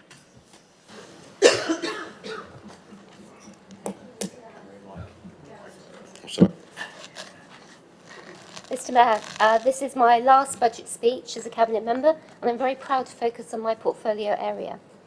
In addition to our major projects, we continue to focus on protecting the most vulnerable and enhancing the well-being and quality of life of everyone in the borough, working in partnership with local organisations and voluntary groups to improve and enable services. Members know of the groundbreaking work around rough sleeping and homelessness, and we have seen numbers of people sleeping on the streets reduced as a result. And it's vital, let's be clear about the risk for rough sleepers. Life expectancy of a rough sleeper in the UK is 43 years old, Mr Mayor. And nationally, deaths through rough sleeping continue to climb. So this work, as we know, included setting up the SIP and work streams such as working with Southampton University and as a Making Every Adult Matter pilot area. But the most innovative part of this has been the partnership working. It's been allowing and enabling colleagues from all sectors including the voluntary sector, to come together with common goals and commitment to forge close working relationships and really make a difference. And here I'd like to pay tribute to all the volunteers of the Winter Nightlight Shelter, Mr. Mayor, led by Lorraine Anstey. This has been a remarkable additional resource in the fight to help the most vulnerable off the streets. They have genuinely turned lives around and in some cases saved lives. Their achievements in reaching people that statutory services haven't been able to help have been amazing. And this year this includes sofa surfers and other vulnerably housed people before they even end up on the streets. There are many other key partners, but we must also pay tribute to the Canberra Centre in particular, and to Mike Browning and, if you excuse me, Madam Deputy Mayor, to Andy Taylor for their constant commitment and compassion. But we must remember also that we have not fixed the problem. We have just found a way to help, which could fail at any time if we do not continue with the commitment and the focus. So I thank all colleagues here who have demonstrated their support and who understand the desperate need for this work to continue. On the arts, our investment in the cultural offer and reputation of Basingstoke-on-Deane attracts inward investment and enhances residents' quality of life, and there's plenty of data about this to support it. Participation in arts activities can increase cognitive abilities by 17% and improve attainment in maths and English. Those involved in the arts from low-income families are 3 times more likely to progress to further education. And those who take part in arts activities are 38% more likely to report good health. There are proven stats about the high return on investment in arts and culture, and also the effect of the secondary spend by audiences in town centres. A study of Anvil Arts found it generated almost £6 for the local economy for every £1 of public investment. The Anvil is widely acknowledged as one of the 5 best concert halls in Europe, and for a town which struggles sometimes with its image, this is crucial, and many of us cherish it, Mr. Mayor. I was privileged to attend Orchestra Unwrapped recently at the Anvil, a wonderful free event for local schools, including the world-class Philharmonia Orchestra. The hall was packed with children, many of whom would never have experienced a live orchestra before. To see their faces as they marvelled at the sheer noise created in that hall, and their joy at being able to sing with the orchestra was very special. Anvil Arts is one of 2 Arts Council funded national portfolio organisations in the borough, which is a rare achievement for a town of our size. The other is Proteus, which in addition to touring and participatory work operates a creation space, a wonderful local hub for creatives and artists. Proteus are premiering their version of Macbeth in March at the Haymarket. They have a schools programme to go with it, and then it goes on tour nationally, finishing in London, and everywhere it goes, theatre goers will see that this was created here in Basingstoke. Basingstoke Festival this year has the theme of art in unusual places, which proved so popular last year, and tickets are already selling well for Be Love and the hugely popular pictures in the park. But residents also cherish a thriving town centre. We are working together with partners such as AEW and the BID to develop a holistic central Basingstoke strategy to ensure the future of the whole of the town centre, from Basingview up to the Fairfields Conservation Area. And we also set up the BID, Mr. Mayor, and their focus is bringing real dividends. Events in the box at the top of town last week during half-term attracted more than 3,000 visitors and increased footfall by that amount. And that's part of the events programme that we fund.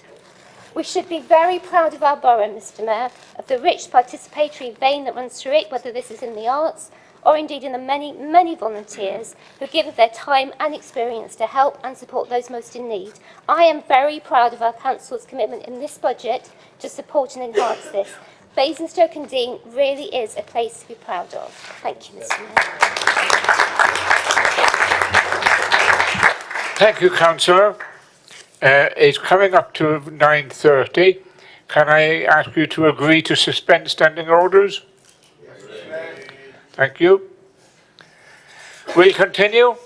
We have Councillor Regan next, please. As to refer to Councillor Gavin James, I never had a shell suit and I was elected here in '96. No, I didn't. We've seen dead. Yeah, well, I was never.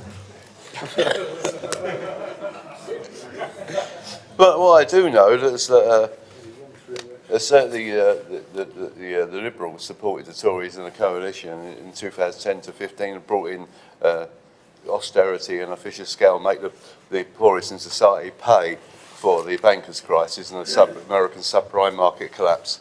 So, I mean, that's all behind the 50% cuts. It was the Lib Dem's fault.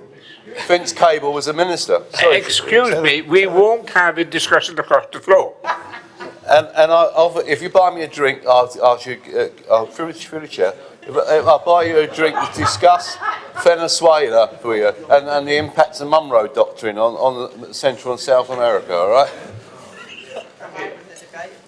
Well, I'm sure some of them over there have heard of the Monroe Doctrine, aren't they? They are educated, aren't they? Well, we're not going to talk about Chavez now, it's all right. Yeah.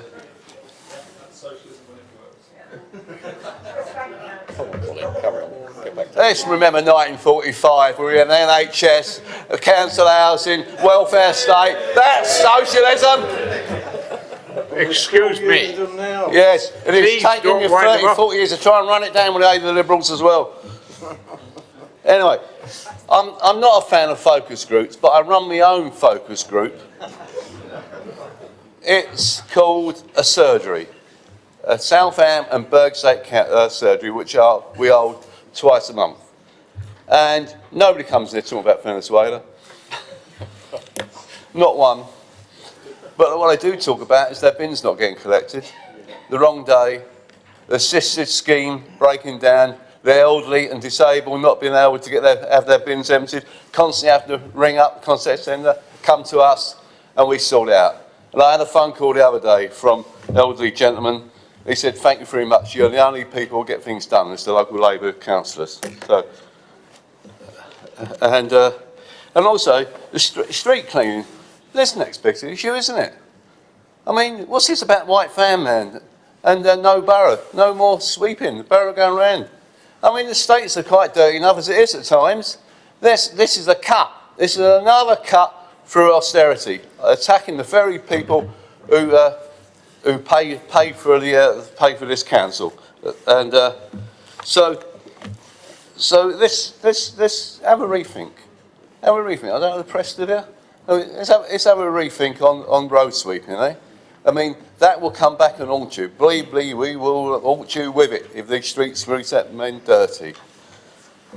And also in 2002, 2001, a long time ago now, when I was a cabinet member, yes, in charge of the finances and that, I didn't blow it all. I didn't nationalise anything. Oh no, you nationalise the cost of coffee, don't you? But, and I noticed Simon Bound, and nobody's mentioned the cuts to the shuttle bus service. I mean, Councillor Hussey and I, 10 years ago, give them some dues, they're a good Liberal. We interfered in the market and brought in the shuttle bus service, didn't we, Ron? We did. Thank you. And we did it because there was found to be a need. There was no connection between the town and the leisure park and Basingstoke.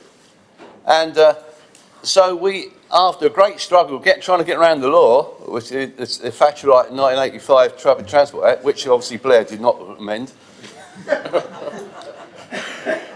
we brought in this shuttle bus system, which is greatly valued. I mean, and been after. I mean, even when Phil Heath, everyone remembers him when he was leading the Liberals. Sorry. Oh, sorry.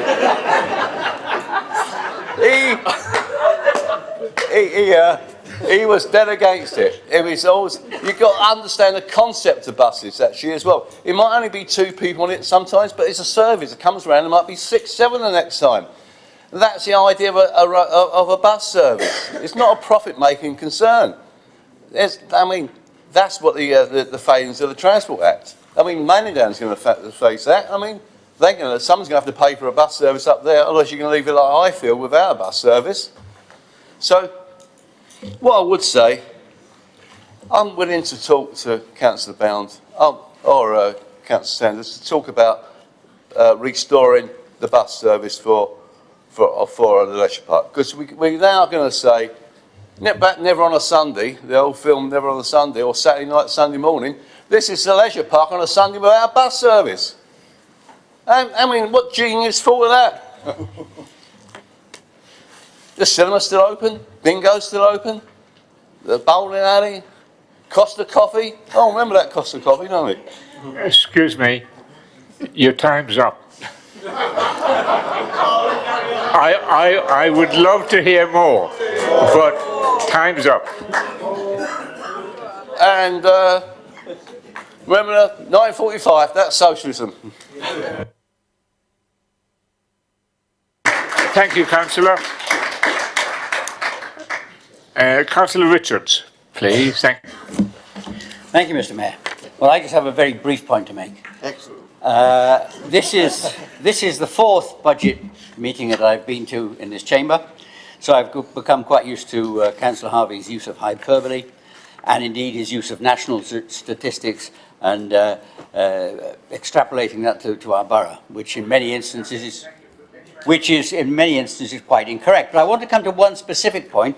Councillor Hannah Golding has already mentioned it, and that is universal credit, because I've always taken a keen interest in universal credit. We've had two members' briefings here before it was rolled out. I was at both of them. The first one explained the whole thing. The second briefing came after the initial rollout, where there had been some problems, and we were given the assurances, which in fact have occurred, to prevent any of the unnecessary hardship due to payment delays and that sort of thing. Now, I go regularly into the Job Centre Plus. I've been doing this now for several years. I know many of the people who work there, including a couple of the Universal Credit coaches. I was last there 4 weeks ago. I sat down and I had a discussion and said, right, how is it going? Because the news that the BBC put out does not paint a good picture. So I had a discussion, and every case we discussed, it was clear that the system was working perfectly well. The problem comes from the input of data, whether that be an employer giving the wrong salary data or some other lack of information coming into the system. So I just wanted to make the point that actually I'm a big defender of universal credit, and I think that the remarks that were made earlier by Councillor Harvey are quite untrue with regards to Basingstoke and Dean. That's all I can speak for. I'm a councillor here. That's all I can speak for is this borough. Thank you. Thank you, Councillor. Tristan Robinson. Are you here? Oh, you are here. You're paying attention as well. Thank you very much.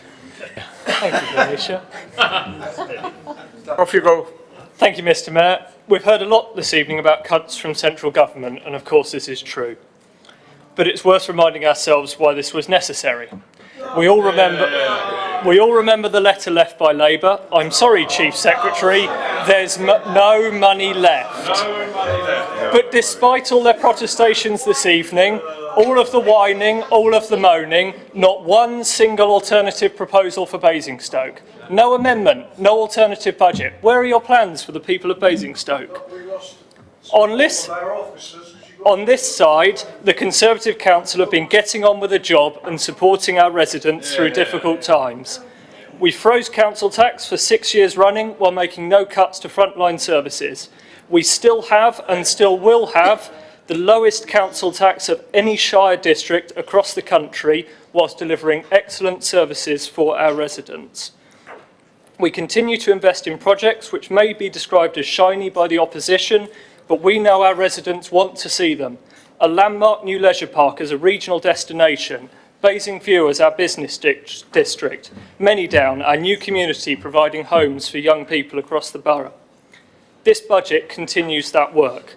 I particularly welcome the £419,000 uplift in enabling affordable housing, and hope this will be a step forward on helping our young people onto the housing ladder. We need to help those young people obtain that dream of home ownership. We have a long way to go, but we must work to provide proper planning with the MPPF and have at least 10% of all new developments having low-cost market housing to buy. This budget invests in our top of town, where vacancies are far below the national average. We have new premises opening up, such as the Duck and Tipple and Incu Hive, a far cry from the top of town which we saw described by the opposition last meeting. £148,000 for improvements at the top of town, increasing vibrancy, protecting our free parking to protect footfall. And of course, with the disappointing news that the post office will be moving out, we need to look at further ways of increasing footfall and protecting our historic town centre. Rough sleeping is down.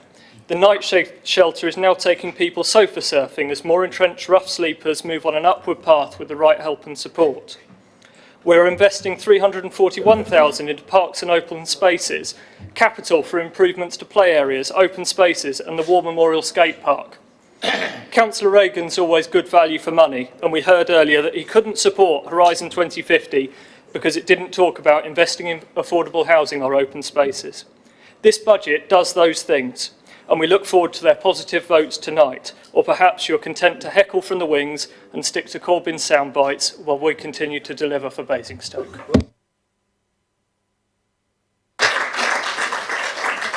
Thank you, Councillor. Why do your residents come to me? You don't even answer my email. Excuse me. Sorry, Excuse me. I'm so angry. I apologise.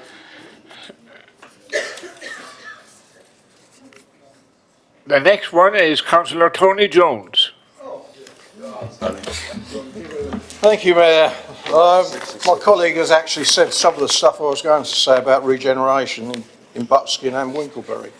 Now, we've talked about Manydown, and yes, it's a good thing.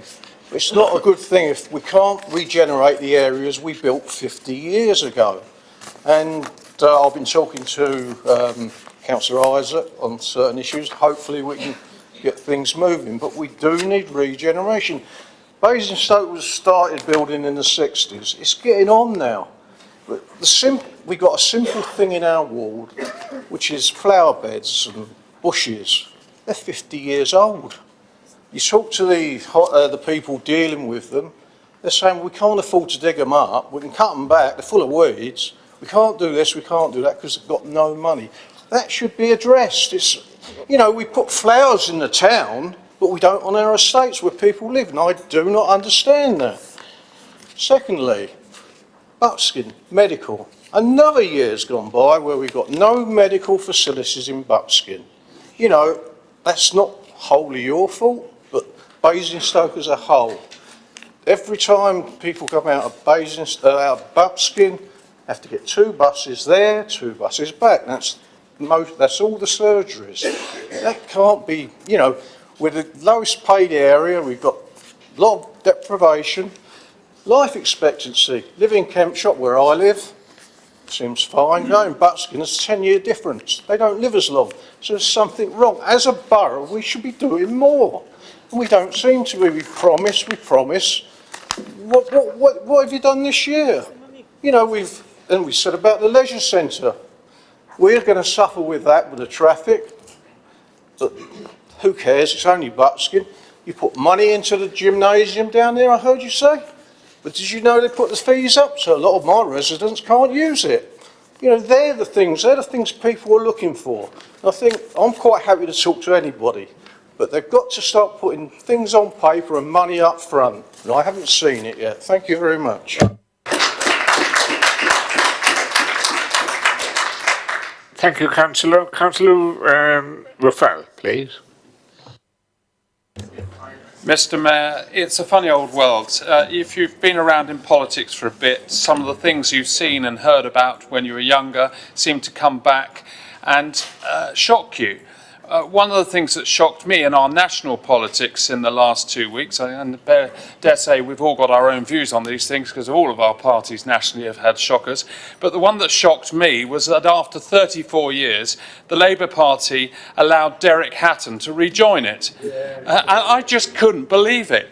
I pictured that brave Labour leader Neil Kinnock in the party conference, I think it was October 1985, going on about how a Labour deputy leader of Liverpool, that Trotskyist Hatton, was handing out redundancy notices to council employees in a taxi. And I was shocked and thinking, well, is this the Labour Party that we now have nationally, where the door is open to extremists of all levels, just going as far left into the horizon? And if that's right, it's no surprise that when the Labour leader here in Basingstoke-and-Deane starts spouting facts and figures, it is topsy-turvy, because he now comes from a completely crazy party that lacks credibility from top to bottom nationally.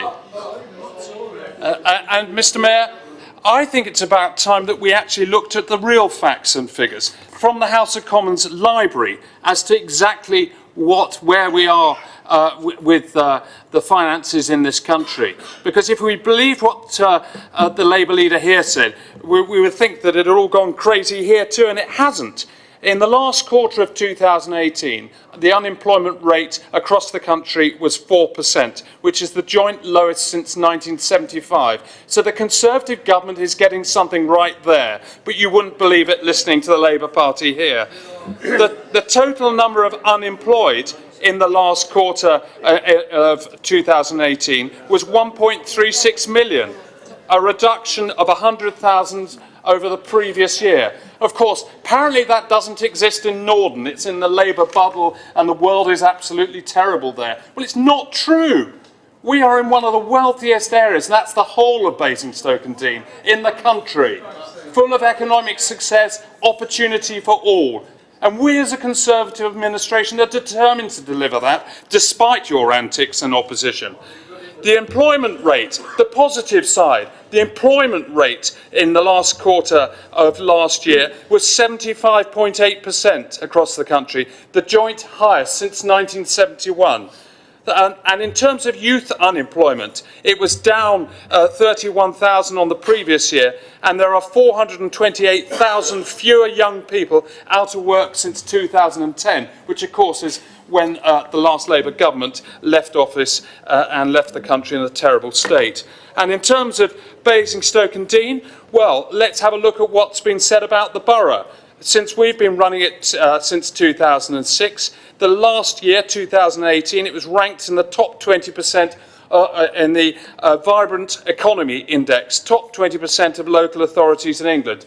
Well, I think that deserves a cheer, not the grimaces and misery that we keep being told about as though this is a dreadful place to live.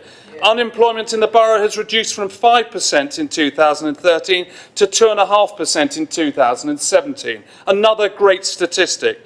Festival Place is currently increasing its footfall year on year, despite all the online shopping, despite, yes, the economy nationally may not be growing at a particularly high rate, but it's growing.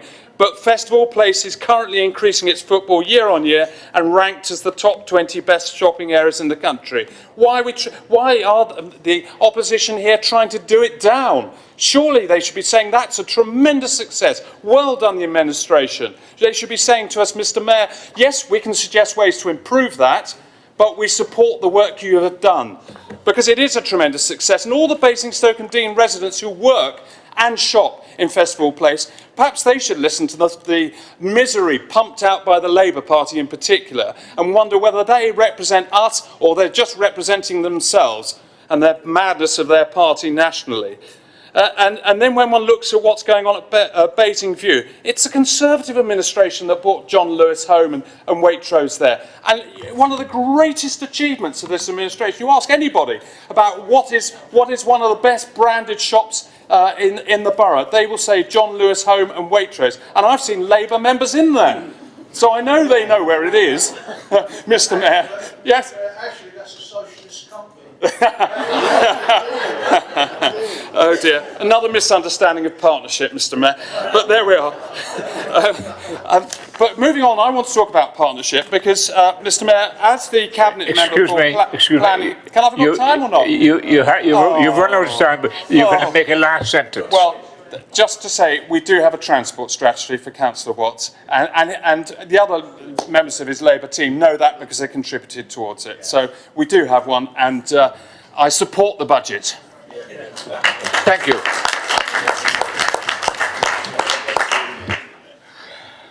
Jack Cousins. Yeah. Thank you, Mr. Mayor. Mr. Mayor, today is the day of my youngest son's first birthday. And so if he watches this in years to come, Luca, I'm very sorry I'm here instead of at your birthday party. But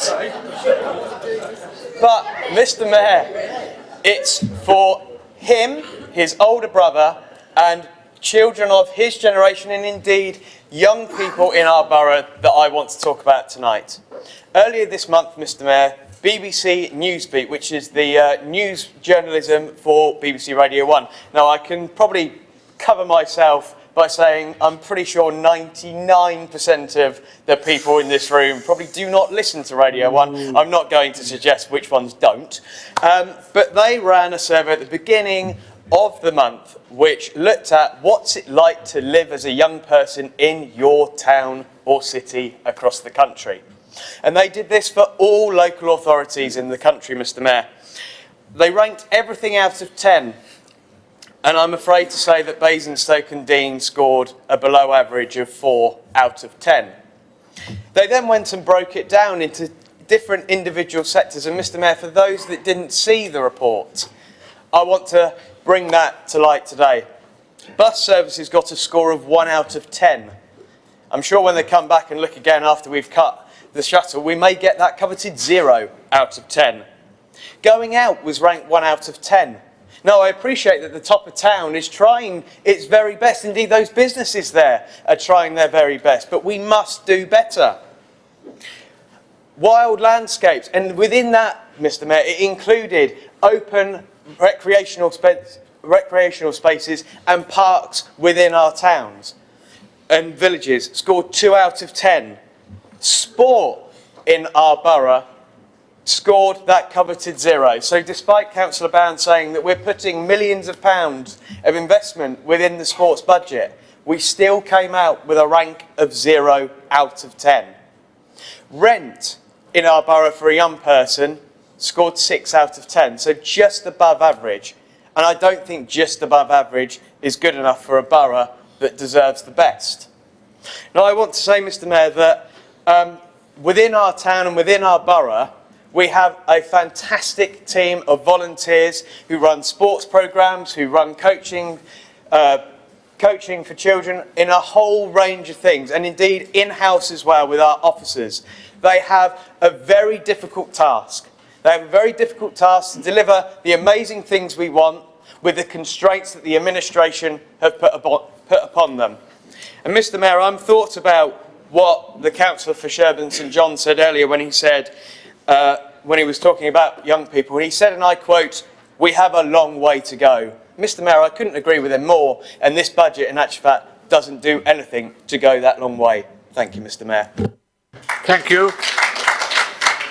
Councillor Rattigan. Thank you, Mr. Mayor. Councillor Watts, in racing parlance, because I do know a thing about that, this budget's a Franco. Well, if we'd had the Labour alternative, it'd been a Blackpool donkey. I wasn't going to make a second speech tonight, but frankly, the Labour group and the vision that they have of Basingstoke and Dean is not the reality of this borough. As I know, you are so depressing, so pessimistic. No vision, no sight, no sound of good things happening. Honestly, it's like reading a dark, dingy Dracula book. Why can't you admit that under the scare stories that you've got, inflation's falling, wages are up, more people than ever are working, first-time buyers are at the highest level for a generation? Yes, we have issues with Hampshire County Council, but this is our budget and needs supporting. People can achieve anything they aspire to. My community, including me, have maintained the post office in Headley for the last 10 years and given employment to many with the maintenance of a community shop. You can, your communities in the centre of town can achieve anything that you help inspire them to do. Finally, in my tribute to Andre Previn tonight, if we'd had to listen to a Labour budget, may we well have had all of the right figures, just not necessarily in the right order. Thank you, Councillor. Councillor Laura James, please. Thank you, Mr. Mayor. We had reference on the other side to us living in a bubble and not and out of touch and not reality. We also had reference that it's not a reality what we're talking about, and it's depressing. Well, it is depressing if you're living in a flat up 3 flights of stairs with 2 children, and our housing policy has ensured that that's where you're going to live. And then that you are going to be there, you've been told by your housing landlord that you can't actually keep your pram downstairs, and you have to carry, as a single mum, your children down the stairs, down three flights of stairs, and is likely to be there now until that child is 10 years old, because that's our policy. That's the reality of what we're living with. They're the sort of examples of what people are suffering. It's great suffering that we're seeing within our wards. Norden is a great place to live, Councillor Ruffle, but there are people that are in great poverty, real poverty. It may be different in the world that you live in, and it may be different in your world, Ken, with your resources. But in our world, people suffer. It hurts. If you look at the reality of child poverty, there are children that go to school in our wards that are hungry, children that are not able to concentrate. So teachers bring in food because they don't have breakfast clubs to give them food so that they can concentrate. That's the reality of what we're seeing in our wards. We had reference at the last year from the leader about life expectancy. Life expectancy within this borough is 7 years less in some wards to others, in a ward that actually overlooks another ward. If you live in that ward, you're less likely to live by 7 years. He made reference to that, but what has he done? What has he done about it? What have you done in this administration about that? If you try to access a GP at the moment, you ring up, you can't get to see a GP for months. It is a real problem. And if you're poor, you can't see a GP because you've got to get on a bus. And if you've got 2 or 3 children, you've got to get on a bus and do 2 or 3 journeys across the borough. So health is now becoming an issue that you can't access health if you're poor. We are making it more and more difficult for people to access health. So that life expectancy issue we've seen in our borough is going to get greater, and it's going to be a real problem. In the vision in housing, it talked about, and you talk about ensuring appropriate and accessible homes for everyone. Well, the reality at the moment is that we're seeing families, young people, living in flats, in up many flights of stairs, cannot get out of those properties. It is impossible, and we need to do something about it. Either we stop building 2-bedroom flats. If we're not going to stop building 2-bedroom flats, then we need to look at our policy that we don't house families in those flats. It really is a problem.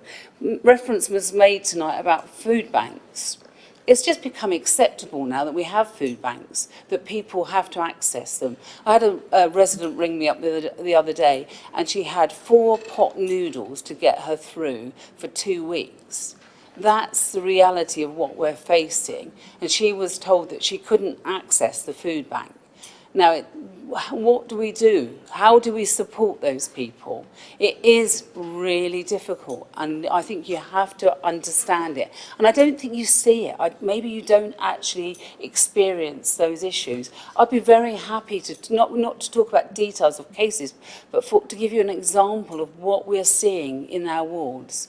And Councillor Richards, I can assure you that benefits are impacted. I'm sure that when you went to the job centre, they weren't going to sit down and tell you about cases, but there are cases which are affected by the benefits that have been introduced, and people are in poverty. And housing is being affected. The housing associations and what they're seeing because of all of the changes is an issue. Please look outside of your bubble. Your bubble is different to our bubble, and we are experiencing terrible things. And Basingstoke isn't a terrible place to live, it's a good place to live. And it should be a good place for everybody. We need to do better. This budget is poor and we need to improve on it. And you are very privileged, all of you. You're very privileged. But there are people in this borough that are not, and they are suffering, and we need to do better. Please think about those people.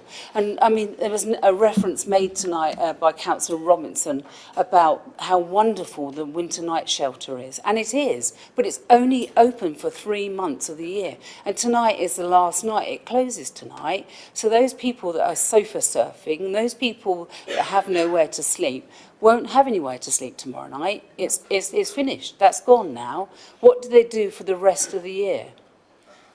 Your budget excludes those people. Please think.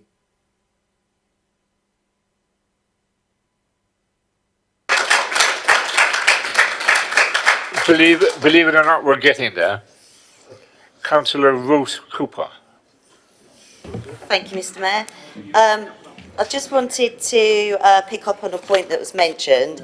It said that Councillor over there said the young person's unemployment was at an all-time low, which is fantastic, but isn't this actually due to the fact that children now have to either go into an apprenticeship scheme or they have to stay in further education until they're 18? So I think the fact of those figures could be a little bit misleading. The other thing I'd like to ask as well is, in the budget, what is the actual plan for education, for keeping children in the schools in Basingstoke? There's so many of our children that are going out of Basingstoke into Winchester and Alresford. What is the actual plan to keep these children here and to improve the schools that we've got in Basingstoke to stop this from happening? Thank you. Thank you very much, Councillor. Can I invite Councillor Tate to make his contribution at this point, please? Thank you. Thank you, Mr. Mayor. This budget is a factual document and doesn't indulge in hyperbole and doesn't indulge in despair, and follows the administration's established and successful format in delivering balanced budgets. And it's balanced across and it invests in all parts of our community. Obviously, it balances financially in 2019 as is required, but the strategy that has delivered that and is part of the midterm financial statement shows how this balance will be maintained and continued in the future. It's balanced in expenditure. It reaching across wide-ranging elements of our borough. It invests in our community, our businesses, our housing, our transport, and also supports those who are less fortunate.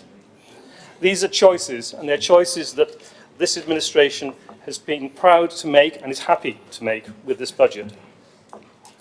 To enable this, we also have a balanced approach to achieving the financial stability.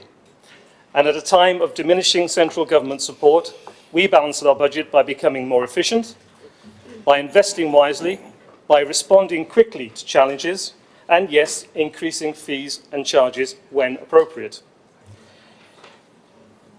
We are planning an average of 3% rise in fees and charges over the MTFS period, and rising council tax within referendum limits, which in 2019 is £5, which on an average based on a Band D property, a council tax of 121.42p is 4.29%, not as was indicated earlier.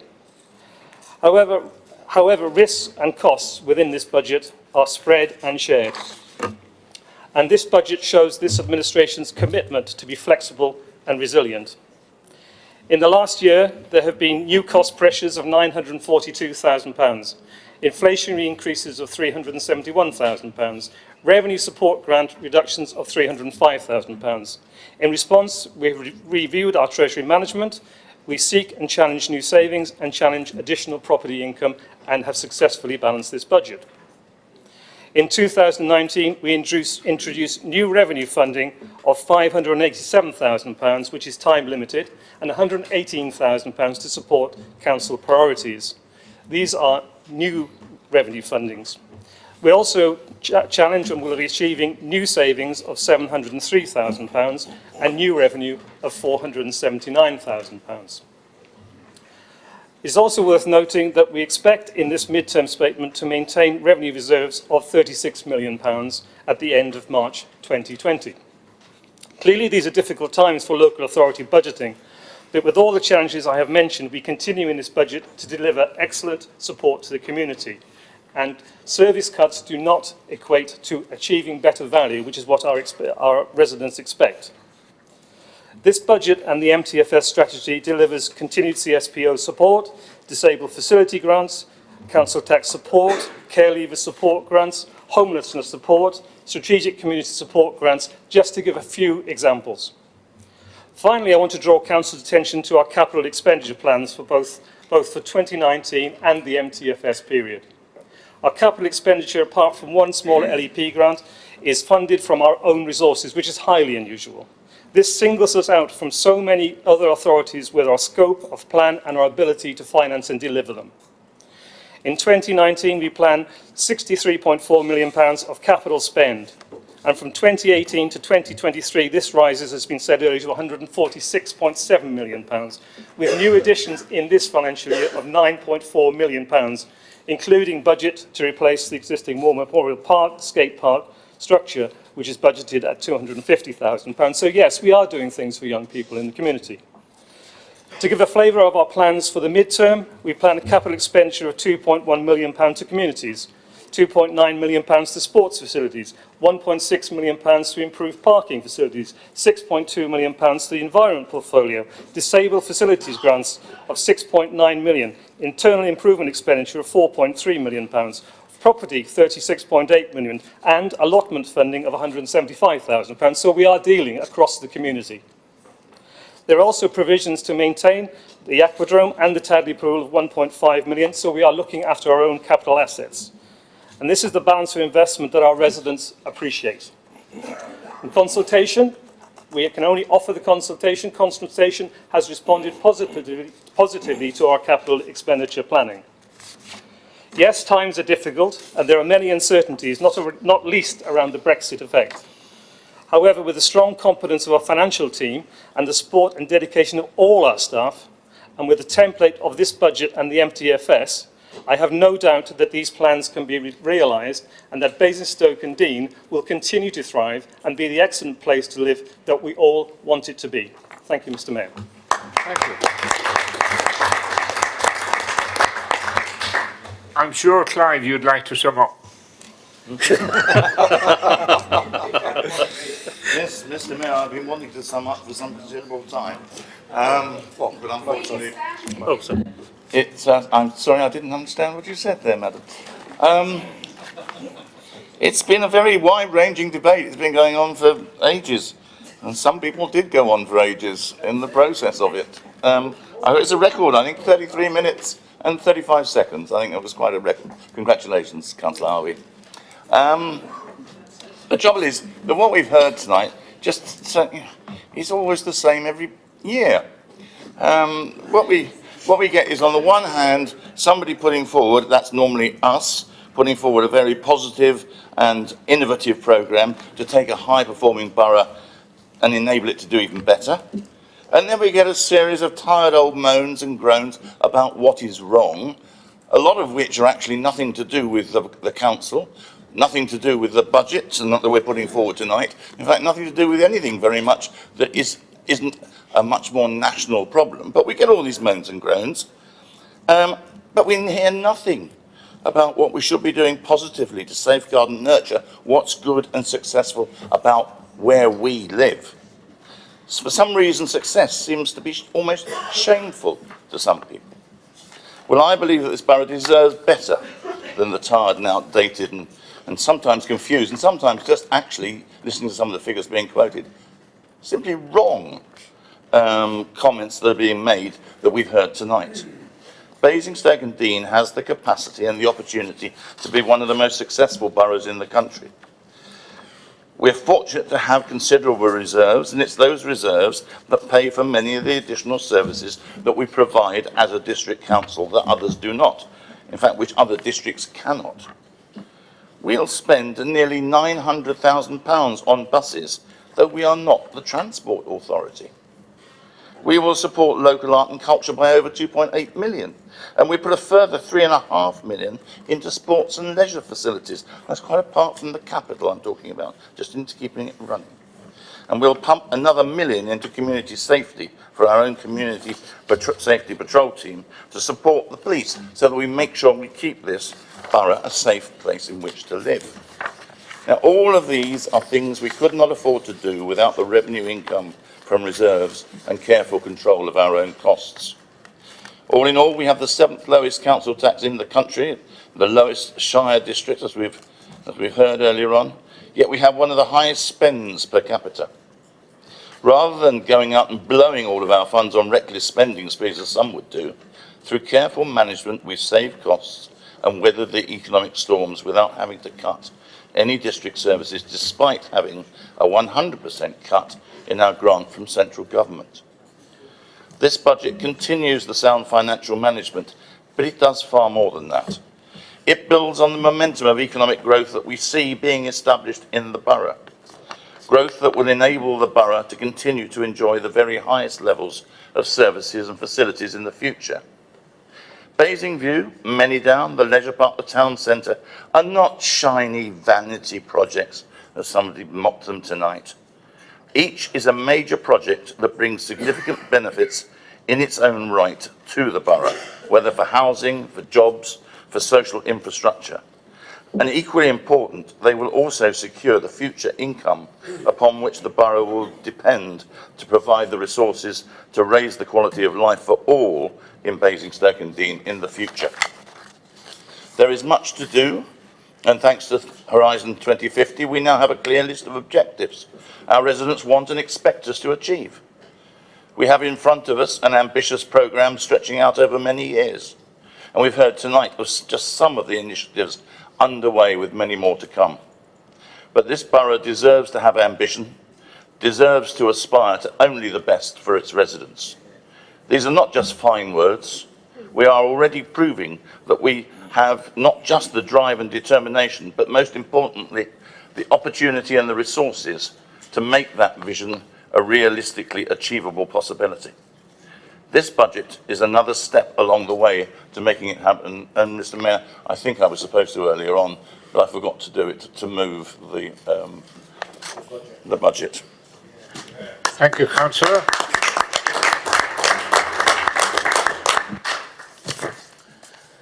Right.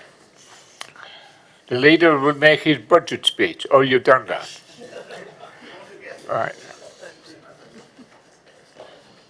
We've done the debate, right? We're now summed up, and now we'll put the recommendation to the vote legally via the machines. Okay? So there's not an option this time. So please vote for or against the budget.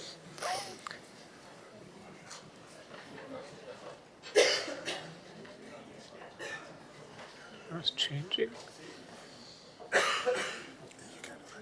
Right? Yeah, that's right. Okay, the vote is accepted by a vote of 31 to 24. That's it? That's the decision, thank you. Now, it's 10 minutes past 10, and we've only got 3 items left.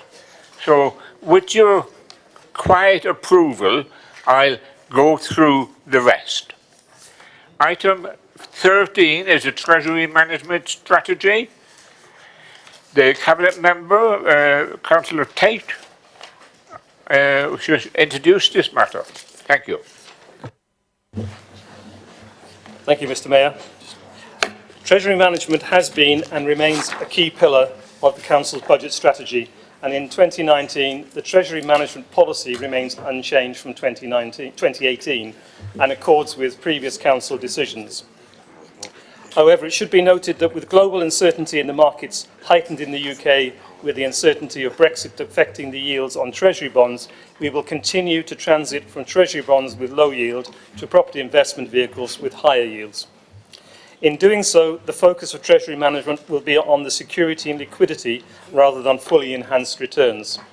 And in previous years, external assessment has placed our activity in the highest quartiles for both security and returns being balanced. And I fully expect this to be the case in 2019. Thank you, Councillor. Do you have a seconder? You do. Thank you. Did you wish to speak now or later?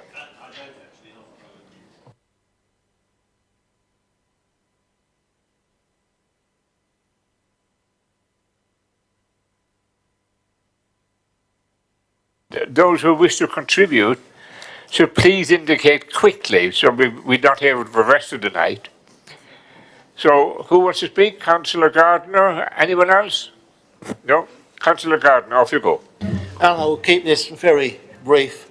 We have a good Treasury management policy and it is implemented by our officers who do a splendid job, and there are very few changes to the policy this year. It will change as we move away from cash to property, but I hope I will be around for another year to help the transition. Thank you. Thank you, Councillor. Anyone else contribute? Councillor Isaac?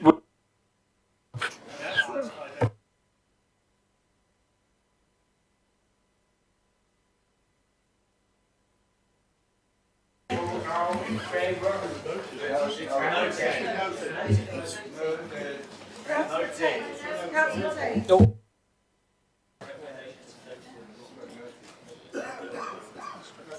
Well, that's not what I'm told. I'm told that this is an issue that has to go to a vote. Am I not right? No, you need to vote. Yeah. Yeah. No, listen to me. I'm telling you, you have to go to vote. Right? And I'll now put my light off so that you can vote. Off you go.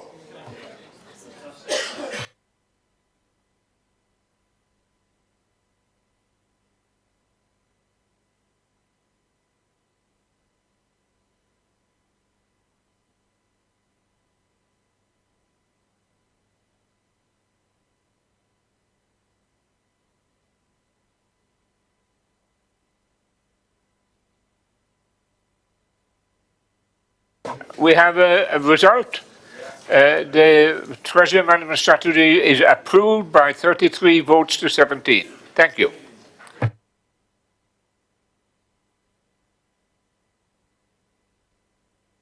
The next paper is the Capital Strategy, item 14 on the agenda. It's Councillor Tate again. Yeah. Off you go. See if we can do this equally quickly. This paper is a new report, Mr Mayor, which is required under statute to bring together in one place the existing capital strategy, treasury management activity and non-treasury investment. The report aligns with Council's previous decisions, which remain unchanged. However, it's worth noting the breadth and significance of the Council's financial resources, which underpin the Council plan and enable us to find the significant investments and grants that we make.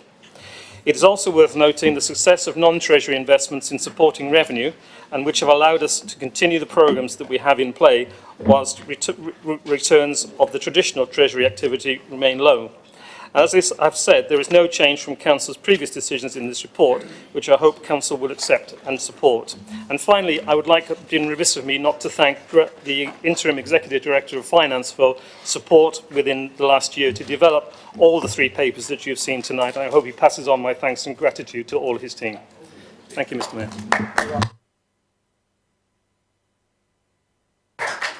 Thank you, Councillor Tate. Now we have an obligation to finally conclude this item. You don't need to sum up, do you? Do we need a debate? You need a seconder. Oh, you got a seconder. Yes, you have. Well done. The terrible twins, obviously.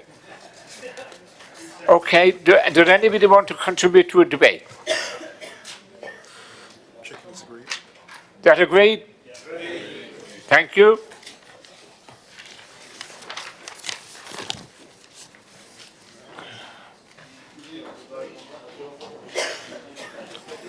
Any dissent? No dissent, no vote. Thank you.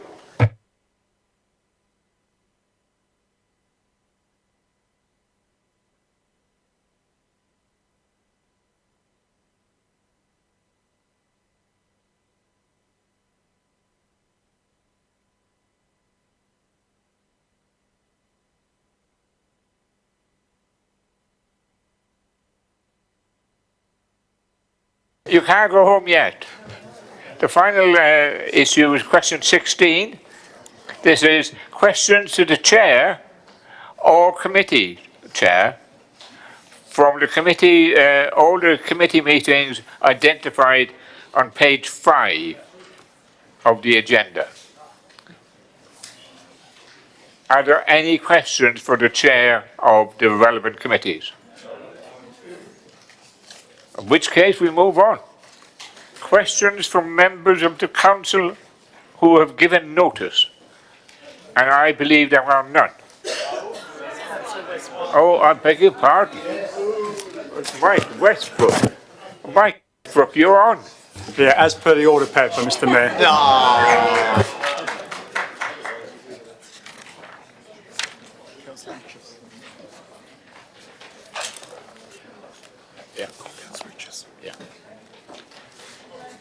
Councillor Eaches, would you like to respond to the question?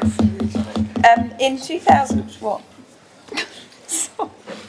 In 2017, council officers were approached by Ecotricity, a company with strong green credentials and who are seeking to identify a suitable site upon which to locate a battery storage facility, and which was considered by the company to have positive features in its ability to support supply to the grid, but in a method which would have an environmentally low impact.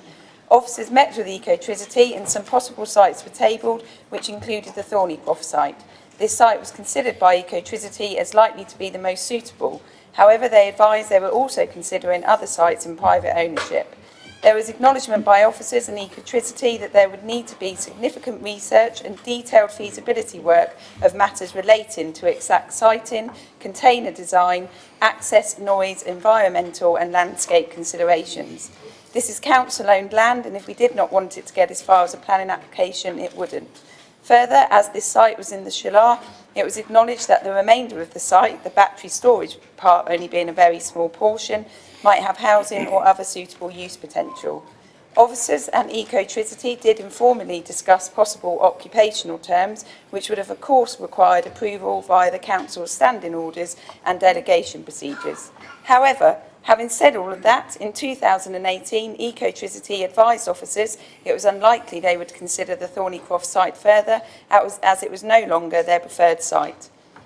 To date, we have not had their unequivocal confirmation that they no longer wish to pursue the Thornycroft site. Their final position is awaited, but officers' views are that they are unlikely to pursue the Thornycroft site. If any planning application ended up coming forward, it would be premature to second-guess the outcome of such a future application. Any application would be assessed against the council's local plan, which is supportive of low-carbon initiatives and sets out the criteria to be applied to any assessment. Thank you, Councillor Eaches. Councillor Westbrook, do you have a supplementary? I do, Mr. Mayor. I'm a little bit confused by the statement from Councillor Richards. I note from the earlier budget report that this proposal already figures as future income for the council. A substantial amount of work must have already been completed to be able to identify that the proposed annual income will be £10,000 per year ongoing from 2021, which would suggest, Mr. Mayor, that this is advanced enough to be put in a public document. I would imagine that every member who sees a proposal for a structure and a source of income from their ward couldn't fail to be surprised and disappointed not to have been consulted. Yet, as far as we're aware, there's been no ward member or other consultation. Could Councillor H just please clarify why we as ward councillors and our residents haven't been consulted and know nothing about this proposal? Just for clarification, Mr. Mayor, it's on page 162 of the budget report, under Councillor H's portfolio.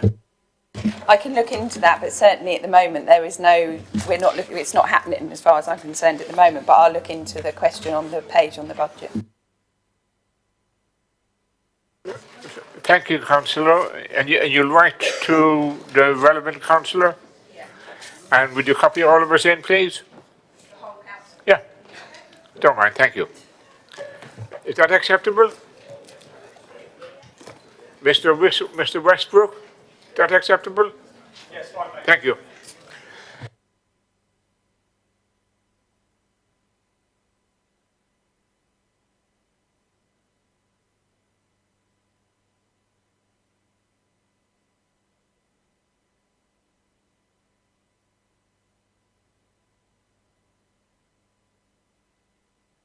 I declare the meeting closed, and thank you. Thank you, Mr. Well done.